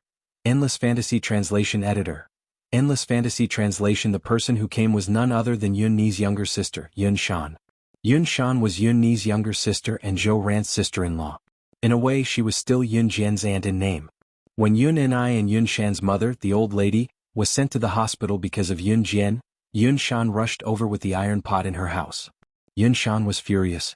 She heard that her mother was sent to the hospital because of Zhou Ran's eldest daughter. She was preparing dinner when she heard that Zhou Ran's eldest daughter had returned and was sent to the hospital because of Zhou Ran's eldest daughter. What? That old lady was sent to the hospital because of her own anger. What does it have to do with my mother? Also, when my mother was in your house, she suffered so much because of you. You should be the ones who are shameless. My father and mother were in love with each other. Why did you have to force them to divorce? Old woman. Yun Shan was not one to be scolded. She looked at Yun Shan, who had rushed into her house, and retorted rudely. You. Yun Shan was angered by Yun Shan and took a deep breath. Just as she was about to speak, Zhou Ran pulled Yun Shan over and said to Yun Shan, You know very well what kind of life I've been living in the Yun family. I, Zhou Ran, don't owe you anything. It's not your turn to interfere in the matter between me and I, you little sister-in-law. Yun and I is still unmarried, and so am I. Zhou Ran. Even if we are divorced, which law forbids us from remarrying. This is my house now. If you don't leave, don't blame me for being merciless. I will sue you for trespassing. Zhou Ran was different from Qin Yiru. Zhou Ran could endure the Yun family's anger because she had married into the Yun family and treated them as her own family. But now that the Yun family had done things so ruthlessly, Zhou Ran naturally couldn't stick to their cold butts.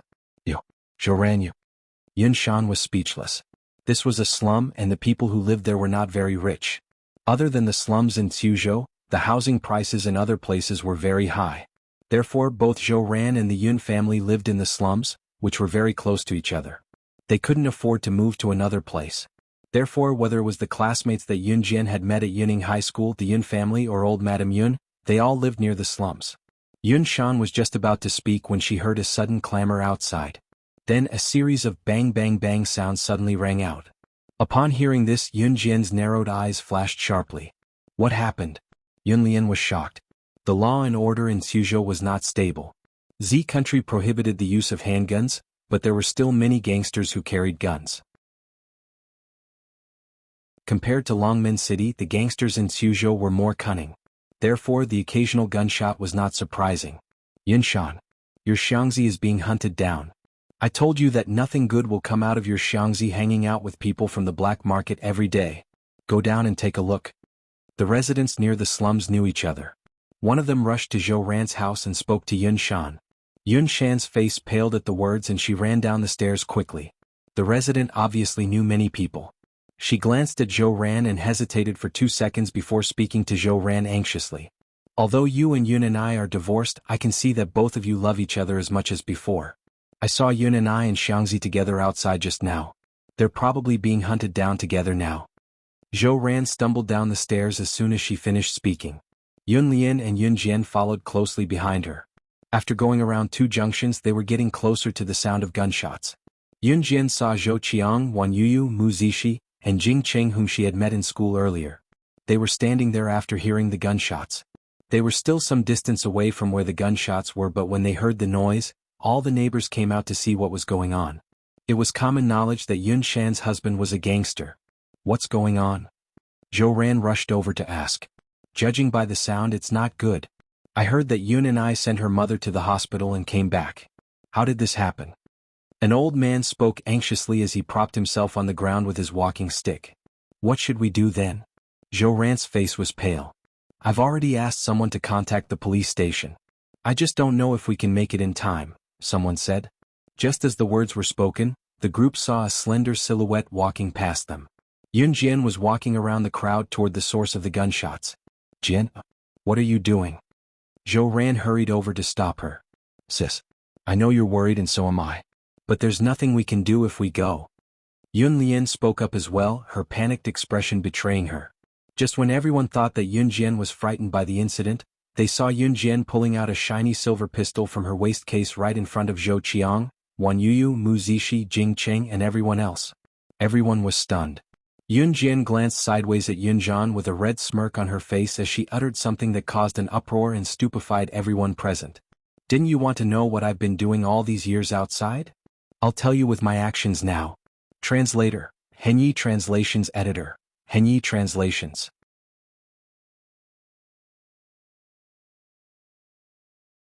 Chapter 2588. As soon as Yun Jian finished speaking, she stood in front of everyone. Her slender, tall, and flawless figure deeply attracted everyone's attention. Coupled with the words that just came out of her red lips, Yun Lian, who was standing in the front and looking at Yun Jian, suddenly widened her dark eyes. It was a shiny silver Browning pistol. The pistol was very light and made people want to reach out and touch it just by looking at it. At least, Jing Cheng, who loved guns very much, widened his eyes. He was shocked that Yun Jian had a pistol and envied the pistol in Yun Jian's hand. That's a Browning pistol made in Country M. It's very popular on the market and one of the most difficult pistols to get. Just when everyone was shocked that Yun Jian had a gun in her hand, whether it was Wan Yuyu, Mu Zishi, Zhou Qiong, Yun Ran, Yun Lian, Zhou Ran, or Yun Jian's nominal aunt, Yun Shan, all of them widened their eyes after Yun Jian finished speaking. Jing Cheng's surprised and stunned words were also heard. At the end of his words, everyone was stunned again by Jing Cheng's words. They were not only shocked by Yun Jian's words, but also shocked by the gun in Yun Jian's hand. They even questioned what kind of person Yun Jian was. She could actually get the most popular pistol on the market, which was extremely difficult to get. She was not an ordinary person. She could do it. He was indeed a young man who loved guns to the bone. Even at this time he still remembered the model of the gun. Yun Jian smiled. It had been less than 20 seconds since Yun Jian had taken out the silver pistol and said those words. After hearing Jing Cheng's words, she took out another Beretta 92F pistol from the waist case on her other side, which was so hidden that no one could see it, and threw it at Jing Cheng. Yun Jian suddenly threw a gun at him. Jing Qing didn't know why. He hurriedly caught the Beretta 92F that Yun Jian threw at him. When he raised his head, Yun Jian had already disappeared. He only left behind a sentence that made Jing Cheng's blood boil. "Protect my sister and mother for me and I'll give you this pistol." The group of people who were left behind blinked their eyes fiercely. Their hearts were filled with complex emotions. Especially Wan Yuyu, her expression changed the most. Yun Lian lived like a boy and even fought with boys. She did not act like a girl at all. This was the reason why Wan Yuyu had always mocked Yun Mu. When he first met Yun Jian, he thought that as Yun Jian's older sister, Yun Jian should be gentle and virtuous. But she actually carried such a dangerous handgun with her at all times. The girls in the Yun family were each more ferocious than the other. Were they all the same as the boys? No, they were even more manly than the boys. In an alley at the entrance of the slum, Yun Shan's husband, Xiang Zi, dragged Yun and I into an alley to hide. The two of them hid behind a pile of garbage that was 5 meters high at the entrance of the alley. Yun Shan's husband, Xiang Zi, was called Wen Jingxiang. Unlike his wife, Yun Shan, Wen Jingxiang was a very upright person. In his early years, because his family was poor and could not afford to eat, they could not even afford to raise the children at home. Therefore, Wen Jingxiang joined the black market gang in Suzhou. After rolling around in the gang for a few years, Wen Jingxiang was now a well-known figure in the Suzhou gang. However, because of this, he had made many enemies. This time, the person who suddenly chased after him was his mortal enemy. "Yun and I, you go first. Go around the back of the alley. Run." When Jingxiang saw that the road was blocked, he pushed Yun and I and shouted, "Ha! Run. No one can run away." As soon as Wen Jingxiang finished speaking, 4 or 5 pistols were aimed at Wen Jingxiang and Yun and I from different angles. A man with a big X scar on his face appeared in front of Wen Jingxiang and Yun and I. He smiled wickedly. "Wen Jingxiang, I caught you this time. You're dead. You'll die on your own. You even dragged a relative down with you. How nice." The man glared at Yun and I fiercely, waved his hand at his subordinates and shouted, "Fire!" Beat the two of them into a hornet's nest. Bang bang bang bang bang. As soon as the man finished speaking, a series of gunshots rang out. The man's 5 subordinates, who were holding guns and pointing the muzzles at Wen Jingxiang and Yun and I, were shot in the wrists one after another along with the gunshots. The guns fell to the ground. The man's subordinates held their wrists and shouted. When the man saw this, he was so scared that his face turned pale. He quickly turned his head to look. 10 meters away, he saw a young girl standing on the second-floor balcony of a house. She calmly put away her pistol and looked at him coldly. Then she said something that would send people to hell. "Who dares to touch a strand of my father's hair? I'll blow your head off." Come. Wonderful book house.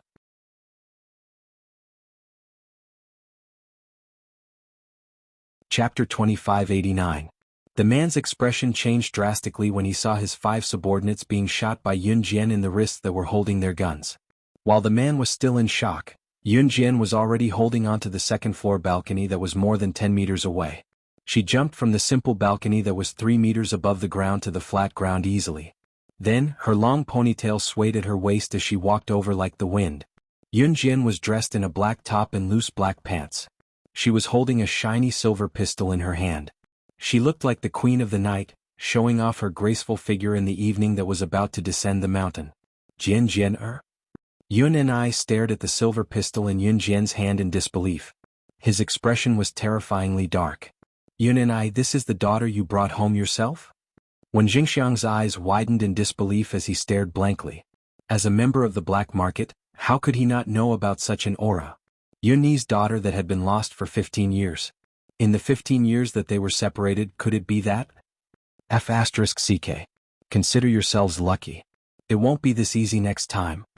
The man with the huge X scar on his face turned and ran after he said that when he realized that the timing was not right. When his subordinates saw this, they also chased after the man with the big X scar on his face. When Jingxiang and Yun and I breathed a huge sigh of relief when they saw this. "Yun and I, your daughter is amazing. If it wasn't for your daughter, we—" When Jingxiang held his arm that was grazed just now and told Yun and I. However, just as he said that, bang. A gunshot that startled the birds on the telephone pole and sent them flying away suddenly rang out when Jingxiang was halfway through his conversation with Yun and I.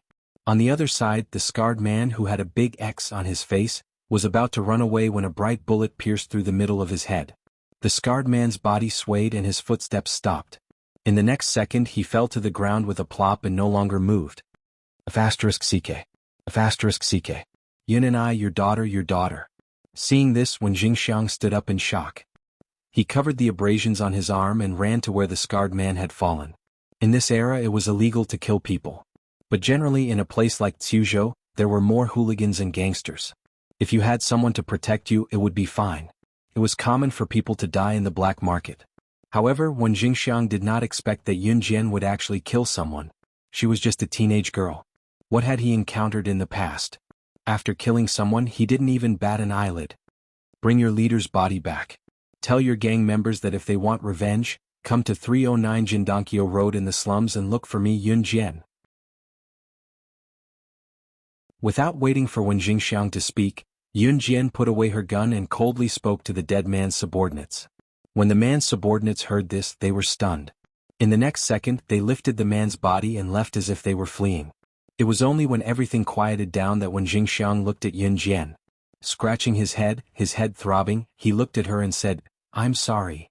How could you kill him? You'll have to go to jail." Yun and I also walked over, trembling all over. She was trembling because Yun and I was afraid that her daughter would be forcibly arrested and sent to jail as soon as she came back. It was all his fault. It was all because he, as a father, did not do his duty and did not educate her properly. Yun and I also scratched her head. Just as Yun and I and Wen Jingxiang looked anxious, Yun Jian suddenly spoke. Her words were still as cold as ice. "You have to dig up the roots to cut the weeds. He deserved to die."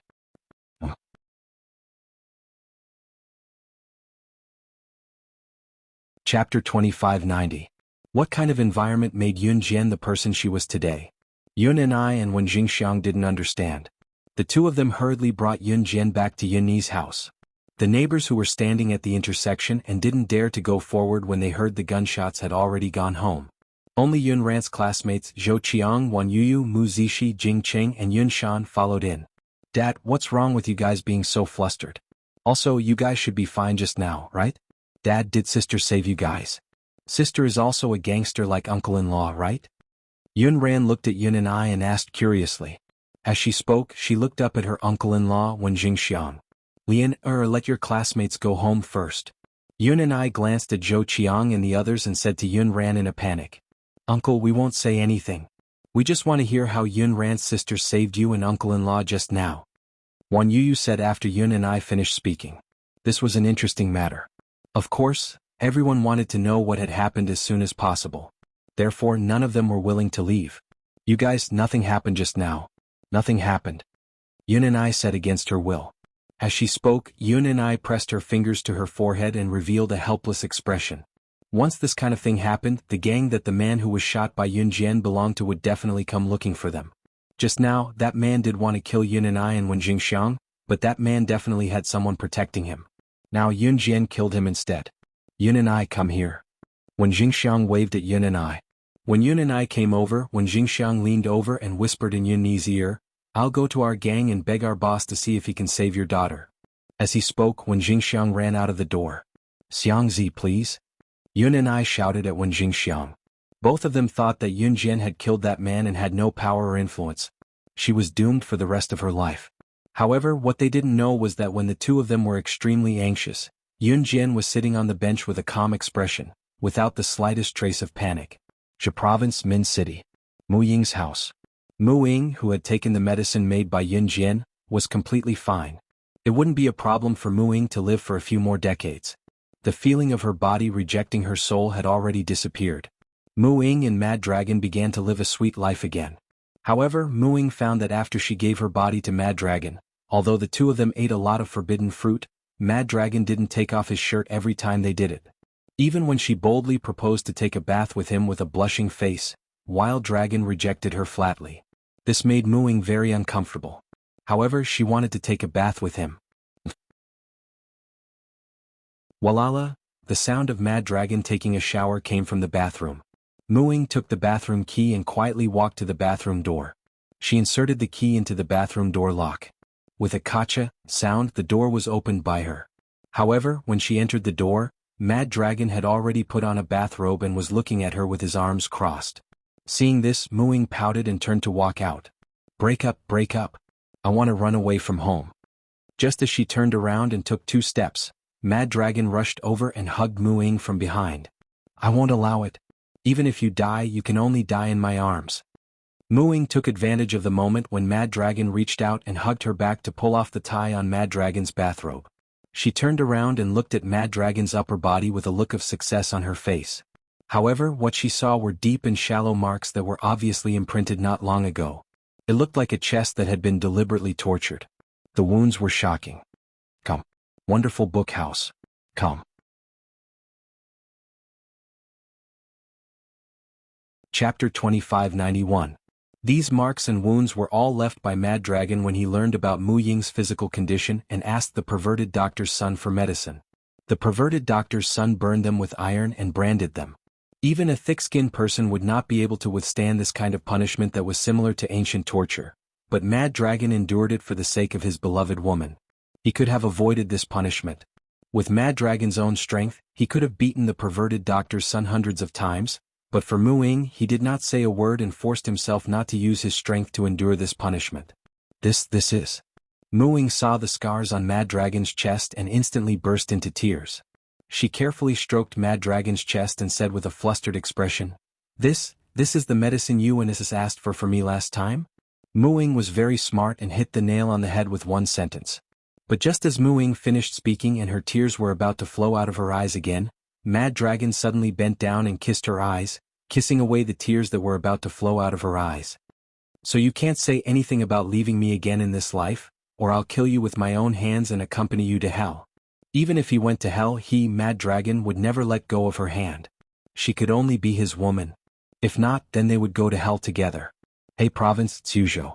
When Jingxiang, who had hurriedly ran to find his gang's boss, returned to Zhou Ran's house. As soon as he entered Zhou Ran's house, when Jingxiang rushed into Zhou Ran's house and said to Yun Jian anxiously, without caring that Zhou Qiao, Wan Yuyu, Mu Zishi, Jing Cheng and other classmates were still there. Our boss agreed to save you. But he needs to know which gang you're from. Your gang's code name. When Jingxiang said this, his face was filled with anxiety. To Wen Jingxiang, it was because of him that Yun Jian was in this situation. Therefore, he had to bear this responsibility. Gang? Code name? Sister, are you really a gangster too? Yun Lian was shocked and asked in a daze. Ever since Yun Jian had said to Yun Mu before she went to save people, don't you want to know what I've been doing all these years? I'll use my actions to tell you. Whether it was Yun Mu or everyone present, they all thought that Yun Jian had been involved in the underworld all these years. Now that when Jingxiang asked Yun Jian this question, everyone present was even more convinced of this point. Gangsters at such a young age? So powerful. When Mu Zishi heard this, he was somewhat stupefied. Although they didn't know what Wen Jingxiang meant when he said that he wanted to save Yun Jian, everyone's attention was now diverted to Yun Jian's identity. Seeing that Yun Jian didn't speak for a long time, Wen Jingxiang immediately spoke. Our gang is a reputable gang in Country Z. Our position in the entire Country Z's gangs is already in the top 15. Although there's still a huge gap between us and the number 1 Falcon Hall, we'll protect you. Absolutely no problem. The number 1 gang in Country Z was Falcon Hall, which was now under the control of Su Zetian. Speaking of Falcon Hall, it was practically a legend. The boss of Falcon Hall was an unfathomable woman, and the current person in charge of Falcon Hall, Su Zetian, was a very powerful person. Wow. Yun Han, your uncle-in-law, is actually a member of such a powerful gang. After hearing Wen Jingxiang's words, Jing Cheng exclaimed to Yun Mu. Amazing. Wan Yuyu couldn't help but be stunned. On the other hand, Wen Jingxiang's gaze was fixed on Yun Jian. Just when everyone thought that Yun Jian wouldn't speak, or that she would reject Wen Jingxiang's claim that she was from a gang, Yun Jian suddenly said, Do you really want to know? Yes. Because only by knowing this will our gang's boss be willing to send people to protect you. Wen Jingxiang said solemnly. Everyone's gaze shifted to Yun Jian. At this moment Yun Jian's red arc rose. She saw that Zhou Ran, Yun and I, and Yun Mu were all looking at her with expressions that said they wanted to know what she had been doing all these years. Pursing her red lips, Yun Jian spoke coldly in front of everyone, but her name was like a sudden tsunami that swept through everyone's hearts. The gang I'm in is called Falcon Hall. Code name, Rakshasa: Bookmark for easier reading.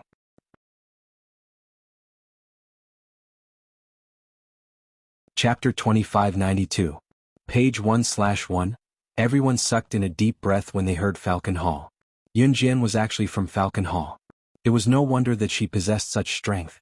Falcon Hall was indeed a legendary gang. A young girl of Yun Jian's age could be trained to such an extent. Everyone's eyes widened and their jaws dropped when they realized that Yun Jian was actually from Falcon Hall. After all, not everyone could join a gang like Falcon Hall just because they wanted to. If the three words Falcon Hall had led the crowd to believe that Yun Jian had joined Falcon Hall and become an insignificant figure, it would have been the truth. Then the two words Rakshasa at the back smashed everyone's heads hard, causing everyone present to be stunned on the spot, unable to react for a long time. What did you say? When Jingxiang couldn't help but roll his eyelids. He stared at Yun Jian in disbelief, then asked loudly and sharply. Wasn't Rakshana the woman who led Falcon Hall to become the #1 gang in Country Z in just a few years? Wasn't she supposed to be a legendary young woman in her 30s? What's wrong? How could he be so much younger than what the legend said? Mu Zishi was also looking at Yun Jian in astonishment. He licked his dry lips, completely losing his composure in front of his classmates. Obviously there were many gangs in Suzhou, and the security there was not very good. Therefore the people in Suzhou were more gangsters, especially those who lived in the slums. They were completely different from Qin Yiru and the others who lived in Xinjiang town and Longmen City. Everyone knew about these gangs. Mu Zishi looked at Yun Jian's back in front of him. Just as he was about to shout, he saw Yun Jian slowly turn around. Her high ponytail flowed naturally, giving off a cool and forthright feeling. All around, the silence was frightening. Yun and Zhou Ran and Yun Mu were so shocked that their faces trembled slightly. Yun Shan was pale with fright. Wen Jingxiang's expression changed slightly, but he was also slightly stunned. As for Yun Mu's classmates Zhou Qiang, Wan Yuyu, Mu Zishi, and Jing Cheng, they were stunned when they heard that Yun Jian was the nationally renowned boss of Falcon Hall at such a young age. After a while, Yun Jian, who stood in front of everyone, turned slightly, her lips curling into a stunning red arc as she nodded without denying it. That's right. Falcon Hall is mine. 10 minutes later, Yun Jian sat on one of the few benches in Zhouran's house, surrounded by a dozen pairs of eyes. God, I can't believe it. Falcon Hall was founded single-handedly by Yun Ai's sister. Zhou Qiong scratched her short hair and asked Yun Jian in astonishment. The legendary boss of Falcon Hall, Luo Sha, is a woman whose talent, strength, and looks are on par with hers. Looks like she really lives up to her name. Mu Zishi adjusted his glasses on the bridge of his nose and said knowledgeably. I was worried for nothing. When Jingxiang said with a smile as he wiped the sweat from his forehead that he had just been scared out of. Yun Jian ignored everyone's shocked gazes. She stood up and scanned the surroundings. Then her gaze landed on Yun and Zhou Ran and Yun Mu. She said, I can't tell you everything that happened in the past 15 years, but since I'm back, I won't let you live like that anymore. I bought a villa worth 30 million yuan in the modern villa forest on the outskirts of Suzhou. Take it as my gift to you. Translator, Atlas Studios Editor, Atlas Studios. Chapter 2593. Translator, Endless Fantasy Translation Editor. Endless Fantasy Translation, page 1/1. The poorest people in Suzhou lived in the slums. The wealthiest people in Suzhou lived in the modern villas in the suburbs. One would have to be worth at least 5 million yuan to move to the modern villas in the suburbs. In this era, a villa worth more than 30 million yuan was the kind of luxurious villas that were often shown in television dramas. It would take 3 to 5 minutes to drive from the villa's entrance to the Shin family's courtyard. Yun Jian's words were undoubtedly a blow to everyone present. F***ck. Mu Zishi slapped the table hard and stood up at once. Due to the shock, Mu Zishi accidentally tripped when he stood up and fell to the floor with a thud. He did not even care about the pain as he looked up at Yun Jian. F***ck. Rich. Bro, help me check if my heart is still in my chest. Oh my god, I'm about to pee my pants. Mu Zishi grabbed his buddy Jing Cheng's hand, looking like he had aged from the shock. Cut it out. Jing Cheng hit Mu Zishi while he was down and pressed his finger against Mu Zishi's forehead. Wan Yuyu's entire body had already stiffened into a stone statue, not moving at all. Yun Shan was so envious that her saliva was about to drip onto the floor, but when Jingxiang's expression remained unchanged. Logically, Zhou Ran and Yun and as Yun Jian's biological parents, should be overjoyed. After all, Yun Jian had been doing well all these years to be able to give them a villa worth 30 million yuan as a greeting gift. However, Zhou Ran sensed something when she heard Yun Jian's words. She rushed to Yun Jian under everyone's gaze and grabbed Yun Jian's hand to ask Yun Jian loudly. Jian, you're still leaving? Aren't you going to stay by our side? As expected of her biological mother, Zhou Ran immediately understood the meaning behind Yun Jian's words. Big sister, are you not going to live with us? Yun Yin also looked at Yun Jian with an expectant expression and asked. Everyone's heart tightened slightly. Everyone hadn't realized it earlier, but now they all realized it. Since Yun Jian was the boss of Falcon Hall, Rakshasa, it meant that her future path would be completely different from the rest of them. Naturally, her life could not be fixed in the small Tsuzhou of He Province. Under the expectant gazes of Yun Mu, Zhou Ran, and Yun and I, Yun Jian's raised eyebrows slightly smoothed out. She still spoke with a superficial expression, which made everyone present realize that Yun Jian's words were different from the rest. I'm sorry, but I won't stop moving forward for anyone. Staying here is not a life that suits me. From the moment I was abducted and stepped into the world I lived in, the ordinary life of an ordinary person had already left me. If I take a step back, I'll be facing a bottomless abyss. There's no room for choice. So, this is all I can do for all of you. Yun Jian's words were a little confusing to those who heard her. Yun Jian's identity as the boss of Falcon Hall, Rakshasa, was destined to be extraordinary. In spite of it, the group understood the other meaning behind Yun Jian's words. Could it be that her identity was far more than that? They could not help feeling doubtful. Just as they were feeling doubtful, Yun Jian, who was sitting on the bench in front of them, stood up. Her red arc slightly pursed, and under everyone's gazes she continued to speak to Yun and I, Zhou Ran, and Yun Lian, saying a sentence that caused everyone to boil with anger. Back then, my younger brother was abducted because of me. Those people kidnapped him to threaten me in order to control me. Translator. Endless Fantasy Translation Editor. Endless Fantasy Translation.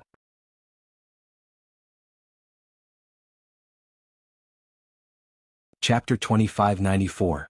Originally Yun and I, Zhou Ran, and Yun Mu were still grieving over Yun Jian's unwillingness to live a normal life with them. Yun and I and Zhou Ran even hated themselves for losing Yun Jian back then, which put Yun Jian in a dilemma. The boss of Falcon Hall must have gone through a lot to get to where she was today. However, Yun and I, Zhou Ran, Yun Mu, Wen Jingxiang, Yun Shan, Zhou Ran, Wan Yuyu, and everyone else present still underestimated Yun Jian's status. They thought that being the boss of Falcon Hall was already an incredible thing. However, everyone knew that being the boss of Falcon Hall was not enough for them to go through a lot of hardships to dig out Yun Jian's family background, and then come all the way to Tsuzhou to kidnap Yun Jian's biological brother, Yun Zhu, to threaten Yun Jian. Then, did Yun Jian have another identity? When Jingxiang widened his black eyes and stared straight at Yun Jian. What? Zhe. After hearing Yun Jian's words, Zhou Ran recalled how Yun Zhu was deliberately captured. She never thought that her son was kidnapped because of her long-lost daughter. Before Zhou Ran could voice her doubts, an unpleasant voice that was hoarser and coarser than a rooster's voice came first. What? My precious eldest grandson was lost because of a woman like you who can't even grow a beard. The voice was almost roaring. Judging from the unpleasant voice, it was hard to tell whether the voice belonged to a man or a woman. Yun Jian glanced over and saw her nominal grandmother, who had fainted because of Yun Jian's anger, rushing into the room. She was also cursing in the local language, which was extremely unpleasant to hear. The old lady hated Yun Jian because Yun Jian was her granddaughter. As soon as she entered the room, the old lady happened to hear Yun Jian say that her bastard grandson was lost because of Yun Jian. Therefore, the old lady's disgust for Yun Jian instantly exploded to the freezing point. When the old lady entered the room, everyone in the room saw that there were many people following behind her. When Zhou Ran saw the group of people following the old lady, her expression changed. You better make yourself clear. How is it because of you that my grandson was lost? Give my grandson back to me. Otherwise, the Yun family will not let you off. The old lady glared fiercely at Yun Jian with bulging eyes. Behind the old lady were all the aunts and aunts of the Yun family. Everyone who had anything to do with the Yun family was here. Everyone lived in the slums, so even the commoners had formed cliques. Whichever family had more people would be able to do whatever they wanted in the slums. Everyone look. This is my unfilial granddaughter. You heard it? My pitiful grandson was harmed by this damned woman who can't even grow a mane after being hacked 1,000 times. I don't know who she offended. She even caused the death of my poor grandson. The old lady called Yun Jian a woman who couldn't grow a penis. Just from thinking about it, one could imagine how stubborn the old lady's preference for boys was. The old lady and the others did not hear Yun Jian calling herself the boss of Falcon Hall. Now the old lady took the lead and rushed into the room to surround Yun Jian, Zhou Ran, and the others. "Mom, why are you out of the hospital so soon?" Yun and I glanced at the old lady. "What? You unfilial son, do you want me to die in the hospital?" The old lady put her hands on her hips and looked arrogant. After she finished speaking, the old lady pointed at Yun and I and said to the group of Yun family members she brought with her, "Everyone help me catch this unfilial son. Yun and I has to agree to the wedding next month even if she doesn't want to. I've worked so hard to raise you. Don't tell me that I can't control you." The group of Yun family members that the old lady brought with her were all her relatives. 2 of them were the old lady's sons other than Yun and I, and a few of them were the descendants of Yun Ni's father's brothers. All her close relatives were present. After the old lady finished speaking, the group of adults from the Yun family immediately rushed over fiercely to catch Yun and I. Yun Ni's eyelids twitched. Zhou Ran's heart ached. Back then the old lady had forced Zhou Ran and Yun and I to divorce like this. However, just as the large group of Yun family members were about to approach Yun and I, a petite figure stood in front of Yun and I. The beautiful girl looked up slightly. In front of the dozen or so tall and strong men of the Yun family, she did not show a trace of fear. On the contrary, she expressionlessly curled her lips and provoked them. "If you want to take my father away, defeat me first. Come." Wonderful book house.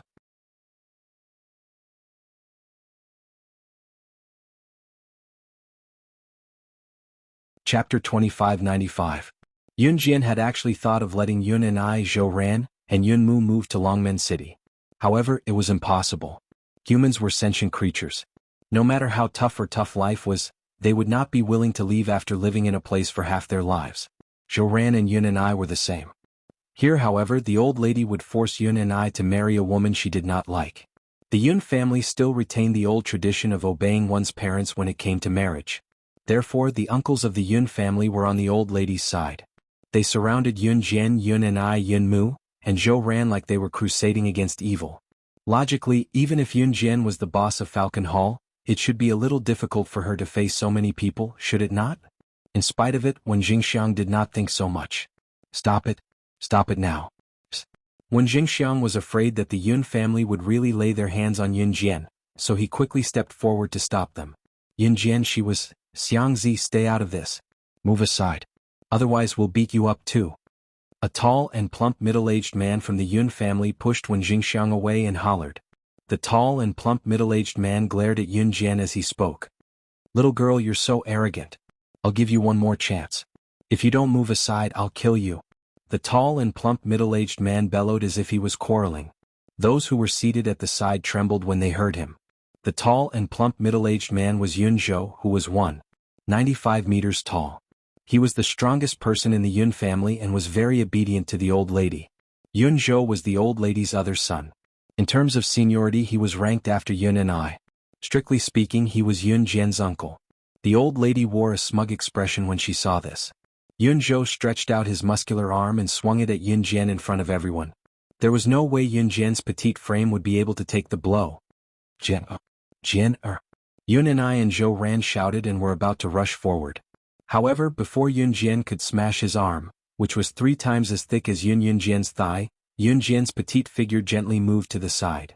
In the next second, her nimble snake-like hands coiled around Yun Zhou's arm, which was 3 times as thick as her thighs, and fiercely grabbed him. In an instant, everyone saw Yun Zhou being flung up by Yun Jian and smashed onto a round table not far away. The shabby round table instantly collapsed. The newspapers, bowls and chopsticks on the round table all slipped to the ground. By the time Yun Zhou reacted, he had already been flung away by Yun Jian. He let out a painful wail. "Zhou, you. How dare you?" The old lady stared at Yun Jian, surprised by Yun Jian's ability and abhorred Yun Jian for daring to touch her precious son. "Auntie, where's your precious grandson now? Aren't you going to ask?" A woman who came with the old lady reminded the old lady. The old lady came back to her senses at that and looked up at Yun Jian, speaking to Yun Jian with a chilling expression. "You touched my son and caused my grandson to be kidnapped. Now tell us clearly, why did those people kidnap my grandson? What exactly did you do?" Let us find my grandson and I'll let bygones be bygones. The old lady was still confident, refusing to give up until she saw the coffin. Everyone's heart sank when they heard what the old lady said as they turned to look at Yun Jian. Even Yun and Zhou Ran, Zhou Qiong and Mu Zishi, who had heard from Yun Jian that she was the boss of Falcon Hall, all looked at Yun Jian. Their instincts told them that Yun Jian's identity was far more than that. They thought that Yun Jian would retaliate verbally with the old lady's threatening expression, or that she would not mention what she had done in the past to attract people to kidnap Yun Zhu and threaten her. However, Yun Jian stepped on the newspaper that had slid to the ground from the table and kicked it in front of everyone. On the newspaper there was a headline titled, "Many young children were kidnapped and sent to assassin organizations to train for many years to become killing machines, killing 1,009 people in 3 years." Everyone's hearts trembled when they saw this. If they guessed correctly, it was the same for Yun Jian 15 years ago. Just when everyone was puzzled and had a vague answer in their hearts, Yun Jian raised her slightly lowered eyes in front of everyone. Under her bangs, her dark eyes were instantly dyed red with blood vessels. Under everyone's gaze she said something that made the old lady faint, the Yun family members scared half to death, and Yun and Zhou Ran, Zhou Qiong and the others terrified and shocked. "I've killed many people over the years, so naturally I've made more enemies. If they touch my father again, I don't mind killing a few more. After all, the number of people I've killed is much more than the number of third-rate assassins in this newspaper. Come. Wonderful book house. Come."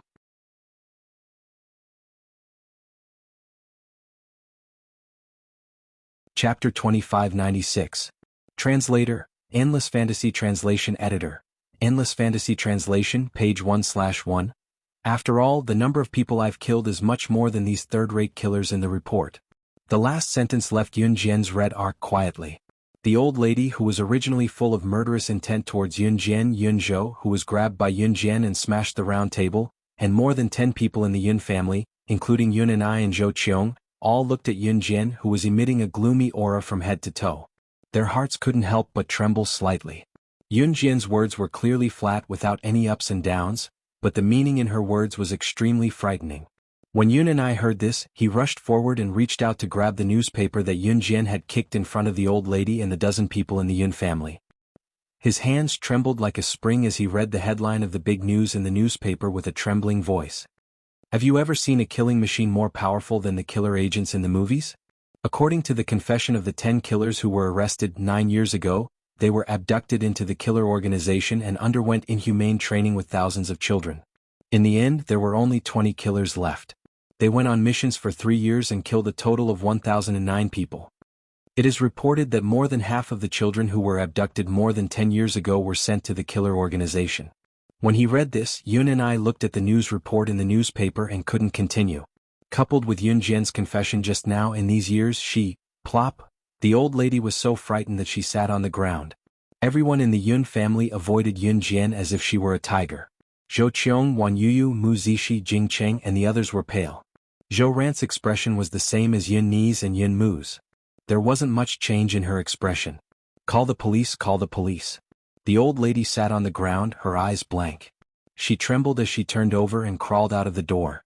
The meaning of Yun Jian's words wasn't obvious. However, everyone present could tell what he meant.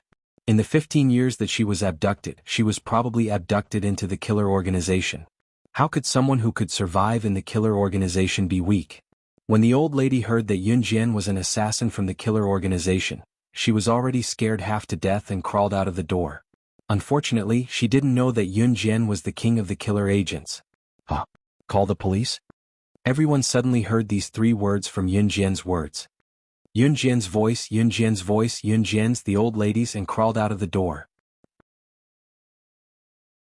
Just as the old lady was just when the old lady, the old was just right just the old lady and the dagger, dagger, translation, translation, translation.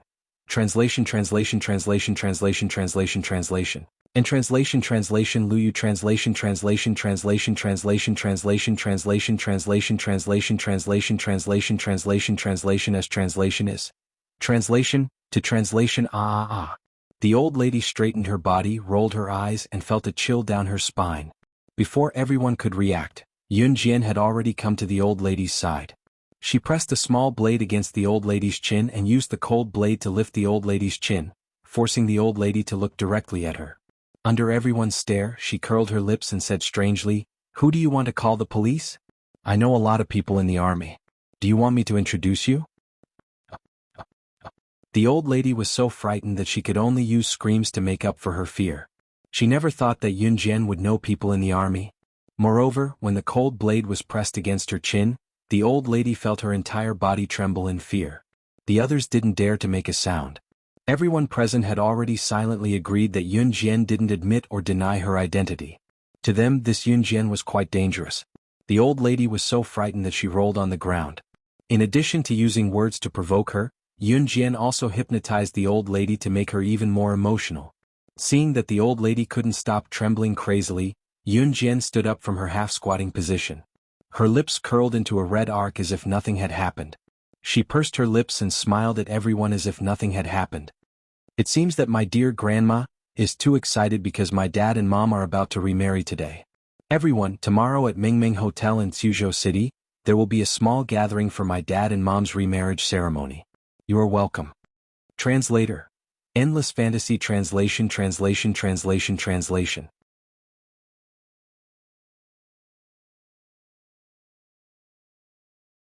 Chapter 2597. The old lady had been hypnotized by Yun Jian since just now, so she was in constant shock. Using this opportunity, Yun Jian wanted Zhou Ran and Yun and I to remarry. None of the Yun family members who had followed the old lady's request and forced Yun and I and Shin to want to marry each other dared to make a sound. "Then everyone, see you at the hotel tomorrow?" Yun Jian opened the door and asked them to leave. She was smiling innocently. If they had not seen Yun Jian just now, they would have thought that Yun Jian was just an innocent girl. "Definitely. I'll definitely come tomorrow." "Ah, for sure."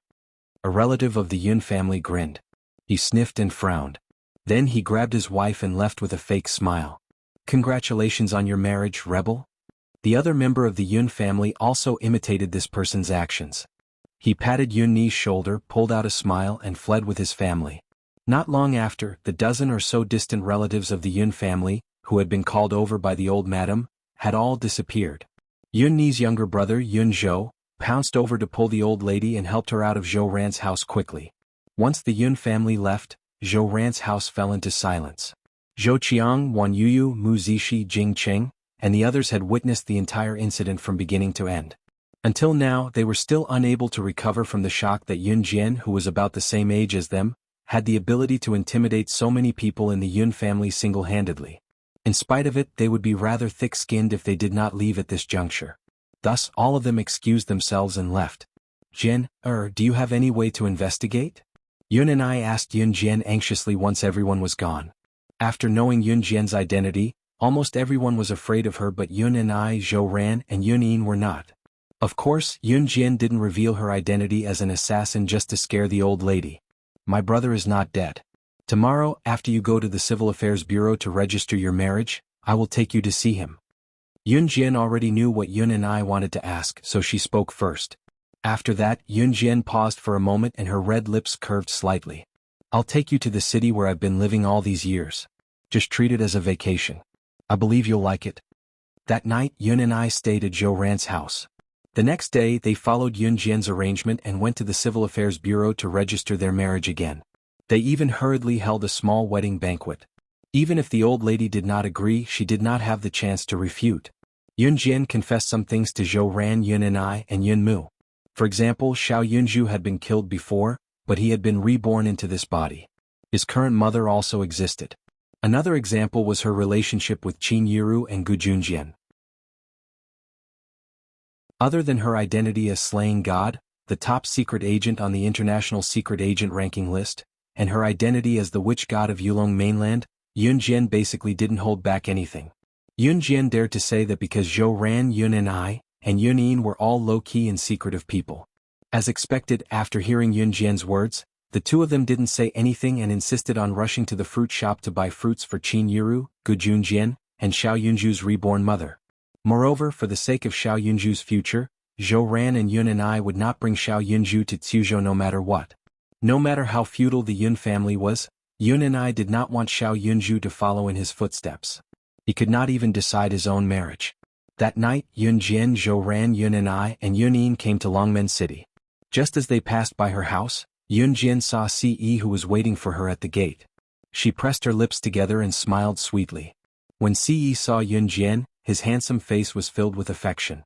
However, he suddenly saw Yunin, who was standing beside Yunjian, with short black hair and a height of 1.7 meters, putting her hand on Yunjian's shoulder.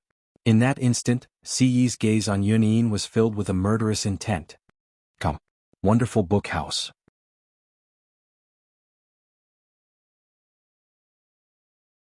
Chapter 2598. At this moment, Ce looked as if she had swallowed vinegar. Her eyes were filled with murderous intent, as if she wanted to destroy Yunmu with a single glance. Suddenly, she felt as if someone was glaring at her from all directions. Yunlian placed one hand on Yunjian's shoulder while her other hand ran through her short black hair. Yunmu gently flicked her short hair. Even the way she flicked her hair made her look like a boy. From afar, the person who was holding onto Yunjian's shoulder looked like a delicate and beautiful boy. Mama, mama, mama. At this moment, the figure of a little girl who was not even as tall as Yunjian's calf rushed out of the house.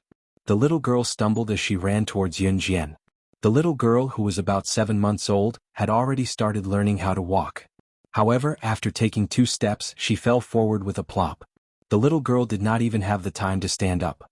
After she fell to the ground, she used her 4 limbs to crawl towards Yunjian like a little tortoise. Her speed was extremely fast. Mama. Mama giggle strange tiger-y. The little girl crawled in front of Yunjian.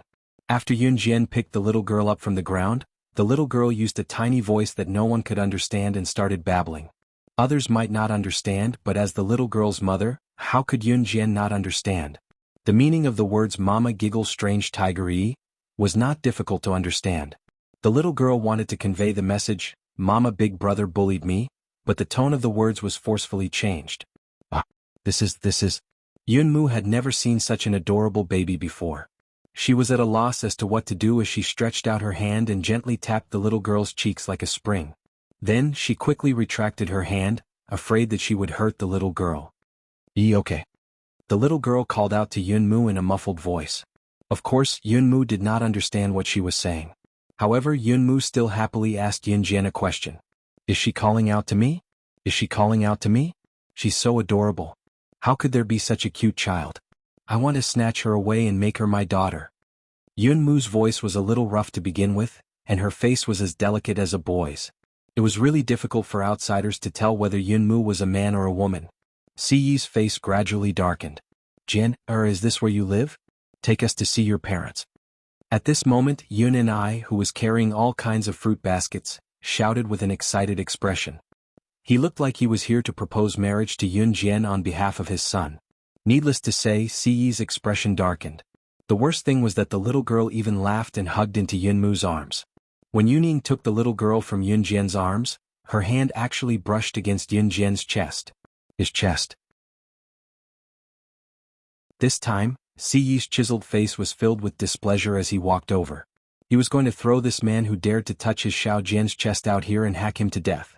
This was what Ce planned to do next. Ce had always been a person who did whatever he wanted. With a dark expression, he walked over and reached Yunjian in a few steps.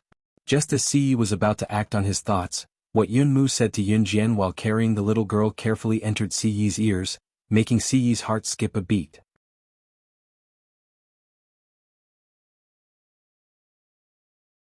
Chapter 2599. Ce's next move was halted by Yunmu's greeting of sister and godmother. Yunmu hugged the girl and tried to cheer her up with all sorts of weird expressions. Hee. The girl giggled as well. Sister. That's great. You've given birth to such a beautiful daughter. My heart is about to melt. Yunmu's face was filled with excitement. Her motherly love was about to burst out.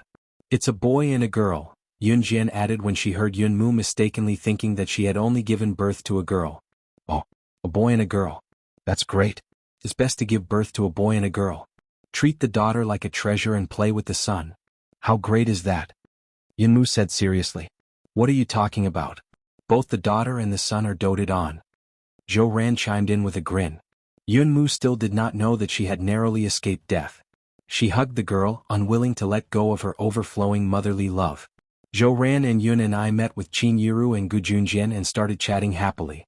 Both families were like a family, getting along very well. In the end, if it were not for the fact that their homes were in Suzhou and they had lived there all their lives, Zhou Ran and Yun and I would have moved to Longmen City. Yun Mu liked the girl so much that she carried her around and eventually stayed in the living room to teach the clever girl how to play rock paper scissors. Yun Jian went out with Ce then. Qing Yiru and Zhou Ran chatted happily. Both of them were Yun Jian's mothers and both of them brusquely sent Yun Jian to the market to buy groceries. When Yun Jian went to the market to buy groceries, Ce had to tag along. She also went to Lan Su's house to pick up the little girl. The little guy insisted on staying at Lan Su's house this morning, so Ce didn't force him. At this moment they arrived at Lan Su's house. Just as she entered Lan Su's house, Yun Jian saw Leng Mei Gunyanji and Qing Yu freeloading at Lan Su's house. When they saw Yun Jian, all three of them stood up and greeted Yun Jian, "Sister Jian." Yun Jian responded softly. "Where did that guy go?" Ce asked.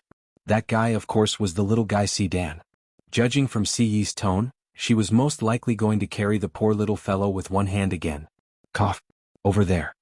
Leng Mei pointed at Zhou Yiran's room in Lan Su's house. Yun Jian put down the vegetables she bought from the market and walked towards the small room. The two of them are playing games. Why don't we go in later? It's not easy for them to reconcile and stop fighting, Gunyanji suggested with a chuckle. Yun Jian held Ce back and did not go forward. Have a bowl of mung bean soup I made. Lan Su came out of the kitchen with 2 bowls of mung bean soup and passed them to Yun Jian and Ce. Haha, I realize that Sister Lan Su is becoming more and more like a housewife now.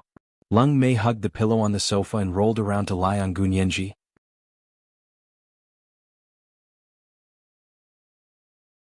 That's right.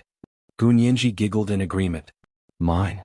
At this moment, Zhou Yiran's loud voice suddenly rang out from Zhou Yiran's small room. Oh. The little guy's babbling voice could be heard right away. Mine, mine, mine. Zhou Yiran seemed to be arguing with the little guy as his loud voice echoed in the room. Oh, oh, oh, oh. The little guy was not to be outdone. Afraid that the two of them would fight again, Yun Jian, Ce, Lan Su, and Leng Mei hurried to the small room.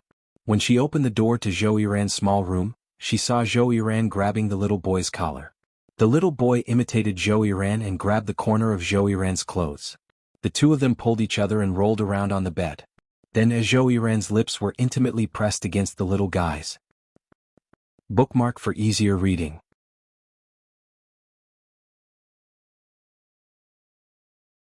Chapter 2600. Page 1/1. A loud smacking sound suddenly rang out from the moment the little fellow and Zhou Yiran's lips touched. Just like that, the two of them kissed in front of everyone.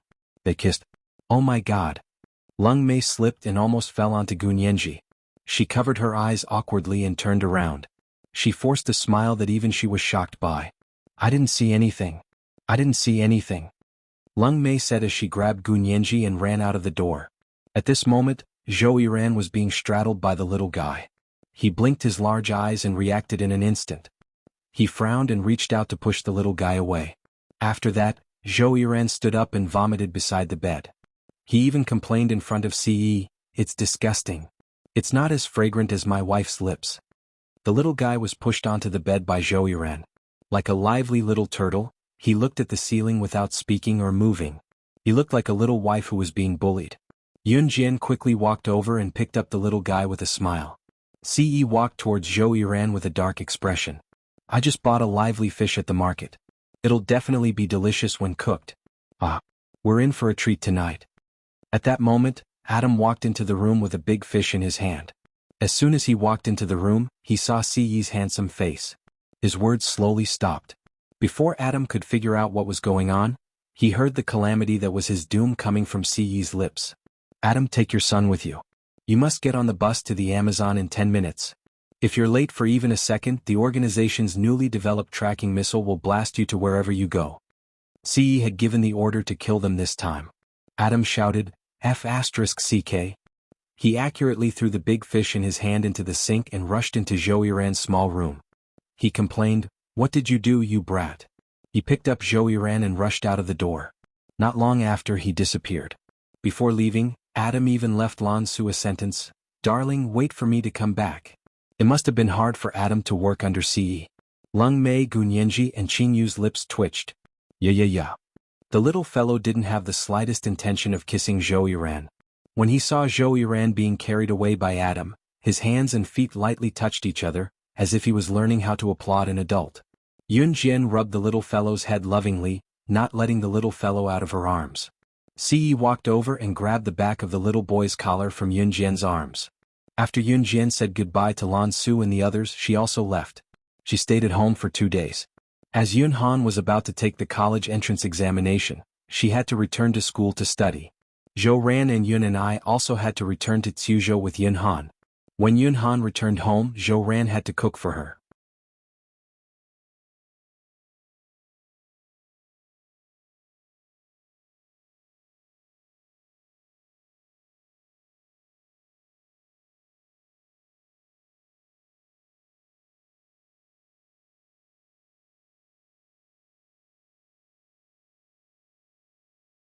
When it was 2 in the morning, most of the people outside the bar had already left in 2s and 3s, but the people in the private rooms were still very awake. Dear customers, these drinks are free of charge in our store. Please have a taste. At around 2 o'clock in the morning, several people dressed as waiters walked into the private room. They placed some drinks on the table and left the room. Hey, this bar is not bad. They know that our expenses are high, so they give us free drinks. Zhou Huntao from the martial arts club complained. After the waiters walked out of the private room, he poured a glass of orange juice and was about to drink it. However, before Zhou Huntao could drink the orange juice, everyone suddenly heard an inconspicuous voice that was as pleasant as the sound of nature. Suddenly, they heard a voice that was not eye-catching, but was as pleasant as the sound of nature. Can't drink, the drink is mixed with drugs.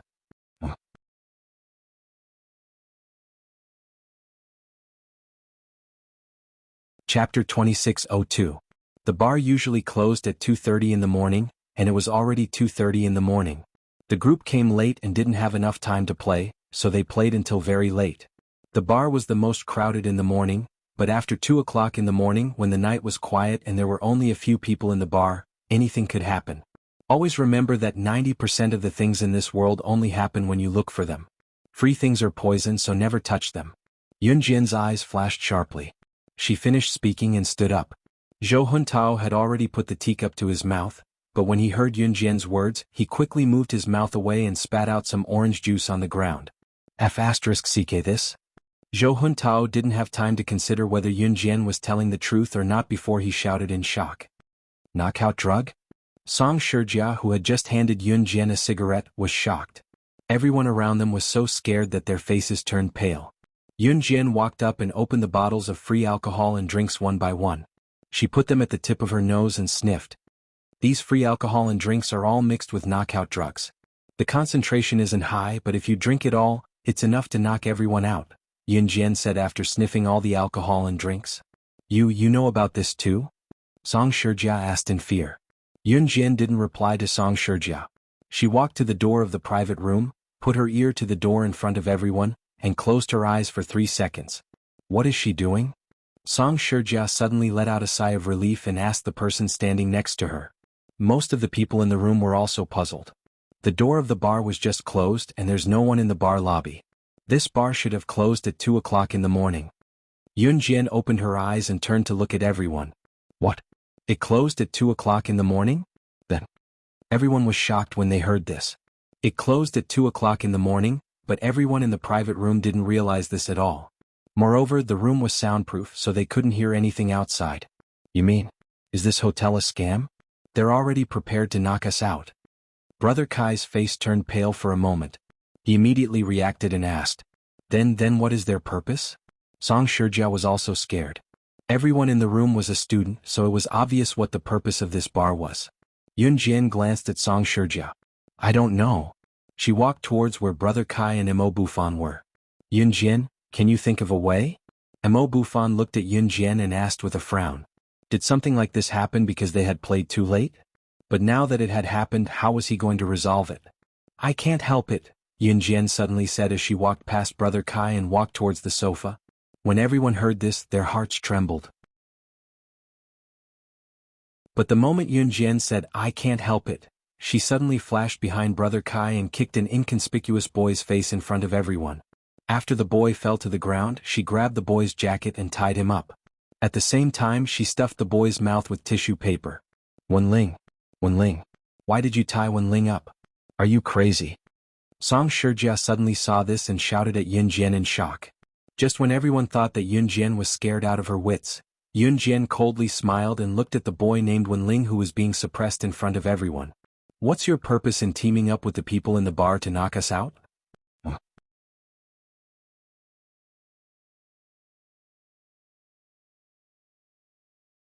Chapter 2603. Wenling and Song Shijia knew each other and they were all freshmen. Not long after they entered the school, they started fooling around with everyone. Usually he looked like an outstanding and helpful boy. What do you mean by that? Song Shijia looked at Yun Jian and asked in shock. Yun Jian did not explain to Song Shijia. She turned around and kicked a stool in the private room while everyone's expressions changed in shock. The stool with 4 unconnected legs bounced up and down for a while in front of everyone. It bounced 3 meters away and landed firmly on Wenling's head, whose back was facing the ceiling. Wenling's mouth was stuffed with toilet paper and he could not speak. Song Shijia and her group of freshmen, as well as everyone present, were shocked when they saw Yun Jian kick the stool and it landed on Wenling's head without any deviation. If the stool with 4 unconnected legs had been slightly off, it would have landed on Wenling's head. If it had landed from such a distance, Wenling's head would probably have been smashed until it bled. Yun Jian, why did you accuse him? Mo Bufan frowned and asked Yun Jian. He went to the toilet 3 times midway, Yun Jian replied. You even remembered that? A freshman asked Yun Jian in surprise. In the end, the freshman added, but even so, you can't accuse Wenling of teaming up with the people in the bar to drug us. What's your motive for saying that? Yun Jian also ignored the boy. She turned to look at Brother Kai and asked, was it your idea to come to this bar? After Brother Kai heard this, he replied, no, Wenling introduced her to me. Played until 2 in the morning? This seems to be Wenling's suggestion too. Since everyone is having so much fun, they should go back later. Brother Kai did not notice this before and thought for a while before replying. Everyone's eyes widened when they heard this. But all of them looked at Yun Jian in shock. How did she know that Wenling betrayed everyone? Her observation skills were too amazing. Haha, I didn't expect that I would be discovered. At this moment, the door to the private room was opened, and a middle-aged man with a broken arm walked in under the protection of a group of people. Whoa! When Wenling saw the middle-aged man, he cried out twice. What a piece of trash. You can't even fool a group of students your age. Do you still want money for your mother's treatment? The middle-aged man with a broken arm glared at Wenling and chuckled. Brother Dahao, the injection is ready. At this moment, one of the men standing behind the middle-aged man said. This middle-aged man called Brother Dahao was a big shot in the bar. Moreover, Brother Dahao was an expert in the world of drug trafficking. He had his eyes on the students in the university town of Jianghu City since a long time ago. This time he planned to make a fortune from Wenling, inject them with drugs. I don't believe it. Brother Dahao instructed his subordinates with an authoritative look. However, just as Brother Dahao finished speaking, a group of armed men dressed in black suddenly rushed in from outside the door. This group of people appeared here without any warning, as if they were envoys of the night. When Song Shijia and the others saw this, their eyelids twitched. When they saw the leader of this group of armed men dressed in black, Brother Dahao's expression changed drastically. He immediately lowered his head and exclaimed in front of everyone, why are you here? Brother Dahao was also someone who had been to the international scene and had seen the world. When he saw the person who came in, he was so shocked that his expression changed abruptly. When everyone was wondering who this person that even Brother Dahao was afraid of was, Brother Dahao had already said respectfully to the leader of the armed men, I've already transferred the last batch of firearms to your hands. Why are you still looking for me? Before Brother Dahao could finish speaking to the leader of the armed troops, a voice suddenly rang out. The leader of the armed men suddenly walked in front of Yun Jian. In less than 2 seconds, he directly knelt on the ground in front of Yun Jian in front of everyone present. At the same moment when everyone was so shocked that their eyeballs almost popped out, he kowtowed to Yun Jian and begged for mercy. Miss Yun, I didn't have foresight in the past and offended you. Please be merciful. Let go of my cold pavilion.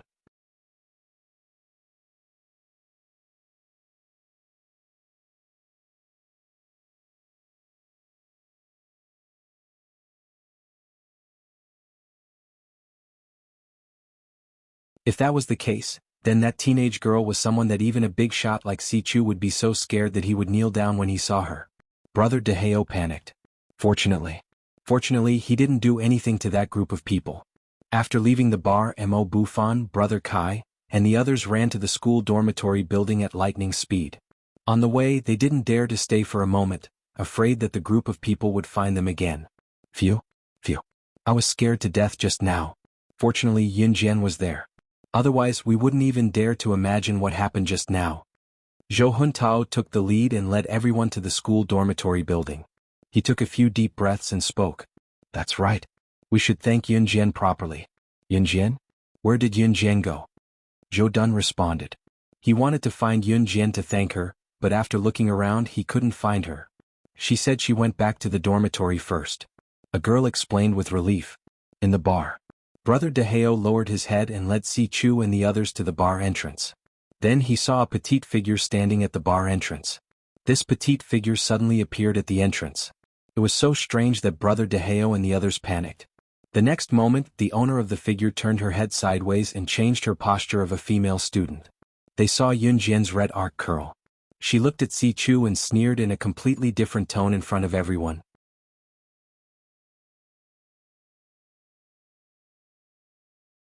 Chapter 2605.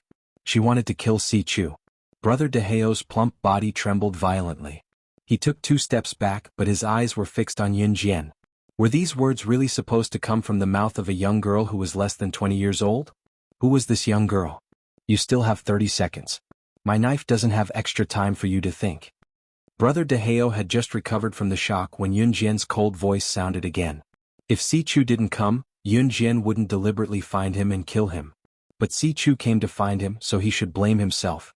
At this time, even Brother Deheo, who had nothing to do with this matter, felt his heart tremble violently. You still have 10 seconds. I forgot to tell you that my knife tells me that it wants to suck more people's blood. It will use all of your blood to feed my knife.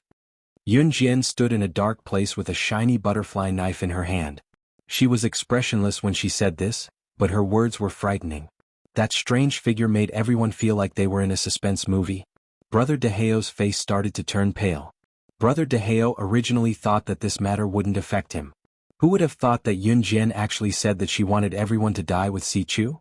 I suddenly remembered that I have an urgent matter at home.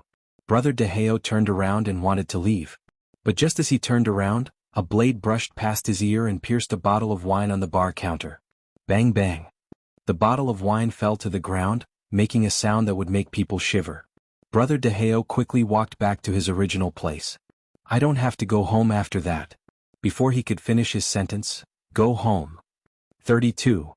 Yun Jian had already started the countdown with her beautiful voice that sounded like the call of death. Brother Deheo and the group of people standing next to him almost stopped breathing. How could they have provoked such a terrifying demoness? Fight. At most they would all die here. However, just as Brother Deheo and the others were so frightened that their faces turned green, thinking that Si Chu would definitely not be able to give a reason this time, the countdown started in the last second. Do you want to know the secrets of the sandalwood box and the wooden fan among the 3 divine artifacts left behind by the creator of the gods' continent, Xingfeng? At the last second, Si Chu spoke. At this moment he spoke in a solemn tone. Yun Jian narrowed her eyes. After pausing for 2 seconds, Yun Jian sheathed her knife. Speak. Yun Jian went straight to the point. Give me back the cold pavilion. Otherwise, you will never know the message left behind by the creator of the gods' continent, Xingfeng. Si Chu said loudly.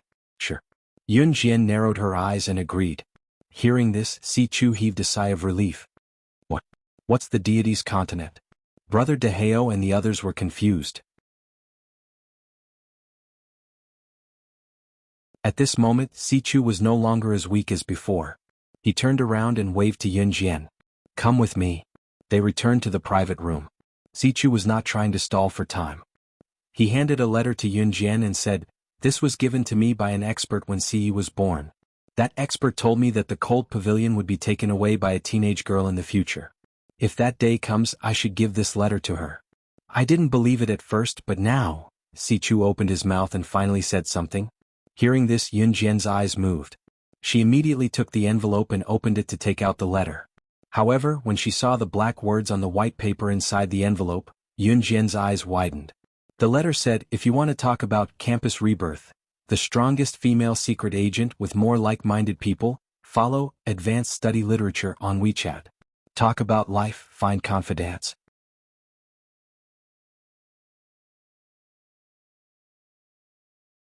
Chapter 2606. The appearance of the letter was very ordinary. There was nothing special about it. However, the words on the white paper made Yun Jian's eyes widen. This was because this letter did not come from Earth, nor did it come from the Yulong continent, nor did it come from the deity continent. It came from another world. It was a handwritten letter left behind by the creator of deity mainland, Xing Feng. After reading the contents of the letter, Yun Jian looked up at Si Chu and asked, "Who was the person who gave you this letter?" "I don't know. I only know that the person was wearing a ghost mask and was dressed very ordinarily. I don't know anything else," Si Chu replied. The words "ghost mask" were deeply imprinted in Yun Jian's heart. She had heard Yi Ji mention before that Yuan Xing, who sent her the letter, wore a ghost mask all year round. If that was the case, could the person named Yuan Xing be related to the creator of deity mainland, Xing Feng? Perhaps he would know more about Xing Feng. Holding the letter in her hand, Yun Jian turned around. She took 2 steps forward and turned back to look at Si Chu. She asked, "Have you read this letter?" No. "I don't know why, but I can't open this letter," Si Chu replied immediately. Yun Jian did not say anything. She turned around and left. After Yuan Xing took Yi Ji away last time, she was sent back to Qin Yuru's house. However, in order to overcome her fear of this world, Yi Ji went to school again. She was still a boarding student. Therefore Yun Jian had not seen Yi Ji during this period. She suddenly went to Yi Ji's school to look for her. When Yun Jian arrived at Yi Ji's class, all her classmates looked at Yun Jian in surprise. "Yi Ji, someone is looking for you." It was a self-study class. A student who was sitting on the podium and acting as a teacher looked after the students spoke to Yi Ji. Hearing this, Yi Ji stood up, trembling, and walked out. "Come with me." Yun Jian glanced at Yi Ji and grabbed her hand to go outside. "Oh."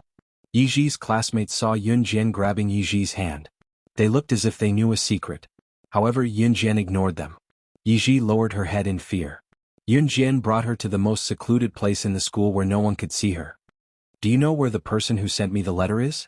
Yun Jian asked. Yi Ji was stunned and then shook her head. "He hasn't appeared in front of me in a long time."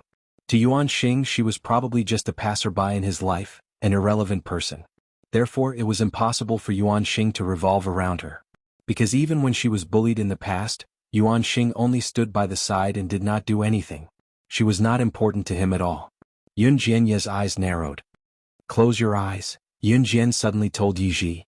"Huh." Yi Ji was stunned, but she still closed her eyes. She believed everything Yun Jian said. As soon as Yi Ji closed her eyes, Yun Jian raised her hand and slapped Yi Ji's face. If this slap landed on Yi Ji's face, Yi Ji would definitely fall to the ground. Yun Jian did not hold back. However, just as Yi Ji felt a gust of wind on her face, her hand was suddenly pulled. In the next second, Yun Jian saw a tall man wearing a ghost mask appear. He pulled Yi Ji to his chest from behind. "Come. Wonderful book house. You're tuning in to the Han Li's Wuxia Adventures YouTube channel. We're so grateful for your support, and don't forget to subscribe to join us on this incredible journey through captivating stories. Your generosity through donations truly makes a world of difference, as it's the primary source of revenue that allows me to expand and enhance this channel for you. Thank you from the bottom of my heart for being a part of this adventure."